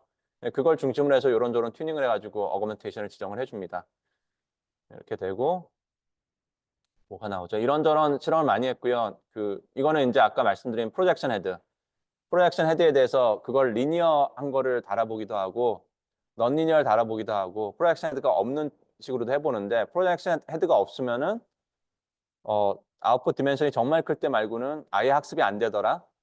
근데 프로젝션 헤드만 달면은 성능이 확 올라가고 특히 넌 리니어를 달면 여기 요 리니어하고 넌 리니어의 차이만큼 성능이 더 올라가고 아웃풋 디멘션이 얼마여도 프로젝션 헤드 뒤쪽에 나오는 아웃풋 디멘션을 32로 하든 64로 하든 1024로 하든 뭘로 해도 성능이 대부분 다 비슷하게 높게 나오더라 라는 게 실험 결과입니다. 이론 있나요? 이론 전혀 없어요. 그냥 실험이에요. 전부 다 실험. 쭉 보여주는 겁니다. 그래서 이렇게 되고 근데 뭐 그래서 이제 보통은 128, 256 이런 작은 걸 쓰죠. 그렇게 해도 성능 충분히 잘 나오니까 그런 거고 이게 엔티 엑선트 러스 우리 인플루엔시 러스 한참 설명을 했었는데 그 러스를 쓰기도 하지만은 이 논문에서 좀 더 심플한 러스들도 실험을 했어요. 그래서 오리지널 엔티 엑선트가 아니라 좀 더 심플한 요런 저런 걸 해도 학습이 꽤 된다는 걸 보여줍니다. 뭐 그런 결과도 있었고요. 뭐가 있죠? 네. 네, 뭐 이런저런 얘기가 있는데 넘어가고 요 그림도 되게 유명한 그림이죠. 이 싱클리어 논문에서 이게 미니 배치 사이즈 에폭을 100까지만 돌렸을 때 1000까지 올라가네요. 제가 아까 100이라고 그랬는데 100이 아니라 1000을 돌려야 되네요. 언슈퍼바이스 러닝. 우리 이미지넷을 1000의 폭을 돌려야 언슈퍼바이스 러닝이 끝납니다. 자, 이렇게 되는데 근데 여기서 봐보시면은 성능 되게 안 나오고 있는 이 파란색이 미니 배치 사이즈가 256인 케이스고 그다음에 여기 4.96, 뭐 8122에서 이게 큰 게 잘 나온다 이렇게 돼 있거든요. 그래서 미니 배치가 되게 큰 게 잘 나온다고 알려져 있었는데 제가 이 부분은 자신이 없는데요. 정확하게 기억하는지 제가 기억하는 게 맞으면은 미니 배치 기억하는 게 틀리네요. 에폭이니까 어쨌든 간에 원에폭 도는 샘플 숫자는 다 똑같이 맞췄겠네요. 어쨌든 미니 배치 사이즈가 커가지고 네거티브 샘플이 되게 많은 각 미니 배치마다 네거티브 샘플이 상당히 많은 방식으로 학습을 해야지 잘 되는 걸로 알려져 있었는데 아까 설명드린 것처럼 이거는 또 극복하는 방법들이 여러 개가 나왔습니다. 요렇게 저렇게 러스를 바꾸거나 트레이닝 테크닉을 살짝 바꾸면은 미니 배치가 작아도 잘 되던데요. 이런 논문들이 나중에 나왔습니다. 이 당시에는 근데 한동안 거의 한 6개월에서 1년 정도는 미니 배치 사이즈가 크지 않으면 안 되는 걸로 알려져 있었고 다들 큰 배치로 학습을 하고 있었어요. 뭐 그런 것들이 있고요. 뭐 예, 이거는 이제 그 전에 이제 아무래도 힌튼 교수님이 공저자니까 그 전에 이제 이런저런 컨셉들에 해당되는 게 사실 그 옛날부터 있었다는 얘기를 또 좀 적어주시고 뭐 그랬습니다. 자, 그래서 이게 싱클레어 논문이고요. 싱클레어 논문이 드디어 총정리 했고요. 자, 거기까지 얘기하면은 대충 이제 싱클레어까지 온 거고, 싱클레어에서 이제 클립도 사실 보여드려야 되는데, 클립 러스는 뭐 잘 아시죠? 다들 이제 너무 유명한 거니까. 똑같은 건데, 엔티엑선트 그걸 쓰는 건데, 한쪽은 텍스트 데이터고, 한쪽은 이미지 데이터인 거에 대해서 텍스트 인코더하고 이미지 인코더 넘어온 거를 똑같이 결국은 코사인 시뮬레이티, 인퍼런셜 러스 달아가지고 학습을 하는 거죠. 그래서 그게 온갖 모델리티에 대해서 굳이 같은 인스턴스를 어그먼트한 게 아닌 그냥 하이 레벨에서 같은 컨셉을 갖고 있는 두 개의 페어만 만들 수 있다면 학습이 가능하다라는 게 사실 지금 설명드렸던 논문들 중에 종종 그 얘기가 나오거든요. 그 얘기가 나오는데 그걸 실제로 정말 임플리먼트해서 가장 이제 임팩트가 큰데 가장 먼저 나온 논문이 클립인 것 같아요. 상당히 좋은 타이밍에 데이터를 잘 긁어 모아가지고 확 보여준 거죠.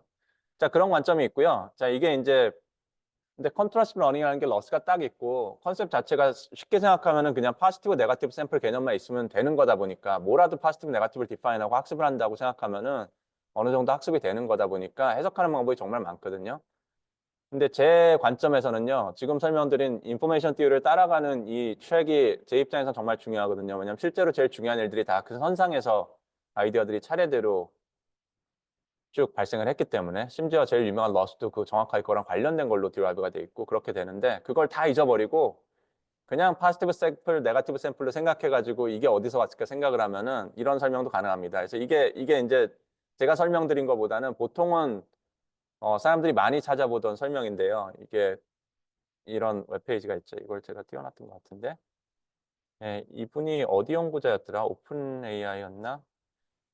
옛날에 지금 어디 계시는지 그 당시 어디 계셨는지 제가 잘 모르겠는데 이런 걸 이제 컨트라스팅이 한참 시끄럽던 시절에 러스를 정리를 해준 페이지가 있어가지고 보신 분들 많을 거예요. 그래서 이제 컨트라스트 러스부터 시작하는데 이 컨트라스트 러스가 그냥 파지티브한 거는 가깝게 하고 그러니까 둘 사이에 F라는 리프레젠테이션을 만들어주는 네트워크를 통과한 다음에 만들어주는 리프레젠테이션이 그 파지티브한 애들끼리는 거리가 0에 가까워져야 되고 파지티브하지 않은 애들은 거리가 멀어져야 된다라는 걸 그냥 러스로 만들어 놓은 걸 그냥 컨트라스트 러스라고 불렀었거든요.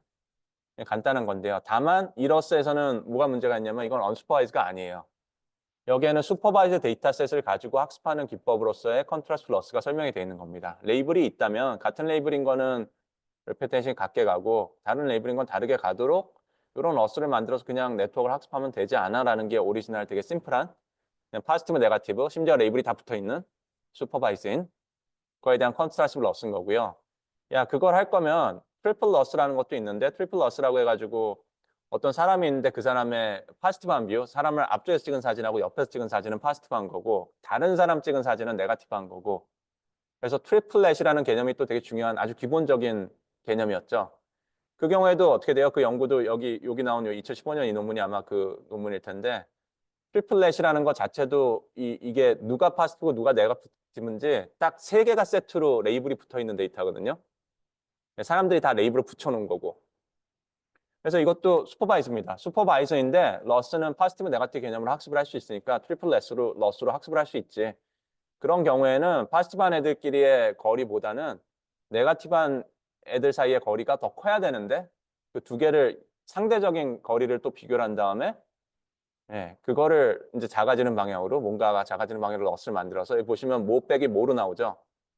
파지티브한 애의 거리 대비 네거티브한 애의 거리가 그거의 차이가 또 어떻게 되도록 하는 게 트리플 러스입니다. 그래서 이것도 슈퍼바이징 데이터셋에서 하던 개념이고 이렇게 생각할 수가 있고 요 이제 송현우 교수님 우리 컴퓨터공학부 송현우 교수님 논문이죠. 2015년도에 이제 이런 트리플렛 개념을 하는데 이거 어차피 미니 배치 우리 잔뜩 만들어서 돌릴 건데 학습을 하면은 그 안에 한 페어만 있는 게 아니라 여러 페어가 있지 않느냐. 여러 페어가 있으면 트리플 러스에 해당되는 걸 여러 개를 만들 수 있지 않느냐. 그 안에서 조합으로. 여러 개를 만들어가지고 이제 파지티브, 네거티브 개념도 러스에 넣을 수 있고 트리플렛 러스도 넣을 수 있고 컨트라스티브도 할 수 있고 트리플렛 컨트라스티브도 할 수 있고 그런 것들 다 섞을 수 있는데 그걸 아예 제너럴라이즈 해버리면 그 컨비네이터리한 걸 다 생각하면은 이런 리프티드 스트럭처 임베딩 이런 걸 다 생각해서 러스를 다 할 수 있지 않느냐. 이걸 다 한꺼번에 계산하면 어떤 장점이 있어요? 예, 미니 배치 사이즈를 늘린 거랑 비슷하겠죠. 결국은 이 하나하나가 결국은 시그널을 주는 거잖아요. 우리 네트워크의 웨이트가 어떤 방향으로 바뀌어야 되는 건지 시그널을 주는 건데 좀 더 시그널을 많이 뽑는 거죠. 포워드 캘큘레이션 한 거에서 한 번 한 거에서 그 조합들을 다 생각할 수 있는 거 다 생각해가지고 학습이 더 빨라지는 효과가 날 수 있겠죠. 이런 논문이 있었고요. 송현우 교수님 논문이 있었고 이 논문 지나가서 그다음에 앰페어 로스라는 게 있는데 이거는 그거를 또 더 제너럴라이즈 한 겁니다. 아예 그냥 여러 개 페어들이 쭉 있는 경우에 대해서 최대한 그 컨비네이터를 생각할 수 있는 걸 다 해보면 어떻게 될까 해서 쭉 만드는데 딱 보시면은 우리 안에 이제 엔티액선트 러스하고 상당히 비슷하게 생겼어요. 이게 정확하게 같지는 않았던 걸로 제 기억하는데 정확한 건 모르겠네요. 그래서 이런 앰페어 러스라는 것까지 넘어갈 수가 있고요. 이 논문들은 참고로 컨트라스트 러닝과 상관없이 레이블에 있는 데이터 동네에서 뭐 아까 얼굴 비교하는 거라든지 그런 종류 문제 푸는 데서 쭉 흘러왔던 흐름입니다. 인디펜던트하게 쭉 되어왔던 연구고 그래서 이런 식으로 설명을 할 수 있는데 그 흐름을 따라갔을 때 NCE는 그 다음 단계에 해당되는 건데 이론적으로 NCE에 해당되는 그 이론과 연결돼서 수식이 있는 걸로 갈 수 있다. 그러니까 죄송합니다. 이건 인퍼런스가 아니라 그냥 NCE네요. NCE란 컨셉이 있었다. 제가 아까 설명드린 그 논문을 여기서 얘기하는 거고 그 컨셉을 이용해가지고 임플리먼테이션을 이렇게 하면 인퍼런스의 러스가 튀어나올 수 있다. 이렇게 설명을 하는 겁니다. 그래서 이쪽은 또 거기서 이제 더 멀리 가가지고 이런 것들이 계속 나오긴 하는데 그냥 이쪽의 해석 방법은 적어도 그러니까 컨트라스트 러닝 전체를 설명한다기보다는 러스만 그냥 쳐다봤을 때 이 러스가 어떻게 해서 우리가 파스티브 네거티브 쓰는 이 러스가 생겨났은 걸 생각했을 때 그냥 개념적으로 이 아주 레이블되어 있는 것부터 시작하던 이 그냥 간단한 레이블된 걸 이용한 컨트라스트 러스부터 시작해서 트리플 러스 이런 식으로 쭉 내려가던 흐름이 있기 때문에 그 흐름으로 이해할 수 있다라는 설명입니다. 저는 뭐 물론 이렇게 볼 수 있죠. 이제 개념적으로는 이게 훨씬 더 이해하기 쉽기 때문에 우리가 뭐 파지티브 네거티브에 대해 설명할 때 가장 쉬운 접근법이긴 한데 실제로는 오늘 설명드린 그 모든 논문들이 다 같이 엉키면서 이렇게 쭉 흘러가면서 그 역사 속에서 결국 만들어진 게 이제 컨트라스트 러닝입니다. 이렇게 되고요. 이것도 뭐 디커플드 컨트라스트 러닝이 여기서 나왔네요. 다음 주에 얘기하면 되는데 미리 넣어놨으니까 이것만 오늘 설명하면 끝나는데 디커플드 컨트라스트 러닝은 되게 간단한 겁니다. 이거 제가 원래 그 인퍼런스 러스 설명할 때 이게 뭐 그 슬라이드를 안 찾겠습니다. 그냥 말로 설명하겠습니다. 그 미니 배치에 X1, X2, X3, 뭐 X0부터 시작해서 이렇게 쭉 있고요. 그 다음에 그거에 어거먼티드 버전, 다른 어거먼티드 버전 Y0, Y1, Y2 이렇게 쭉 있었잖아요. 그때 제가 러스 설명할 때 얘 파지티브한 거는 얘하고 X0하고 Y0가 파지티브한 페어고 X0 입장에서 네거티브한 애들은 X0 자신은 네거티브한 걸로 사용 안 하고 분모에 안 넣고 근데 Y0하고 내적한 건 분모에 넣는다고 그랬잖아요. 그게 마지널 관점에서 그냥 수식을 따라가면서 자기 자신한 건 좀 심하니까 코사인 시뮬레이티가 항상 1이니까 빼지만은 엑셀하고 Y0는 어그먼티드 버전임에도 불구하고 코사인 시뮬레이티가 높아야 되긴 하는데 1보다는 확실히 많이 떨어지거든요. 이게 코사인 시뮬레이티가 진짜 그 약한 시그널이거든요.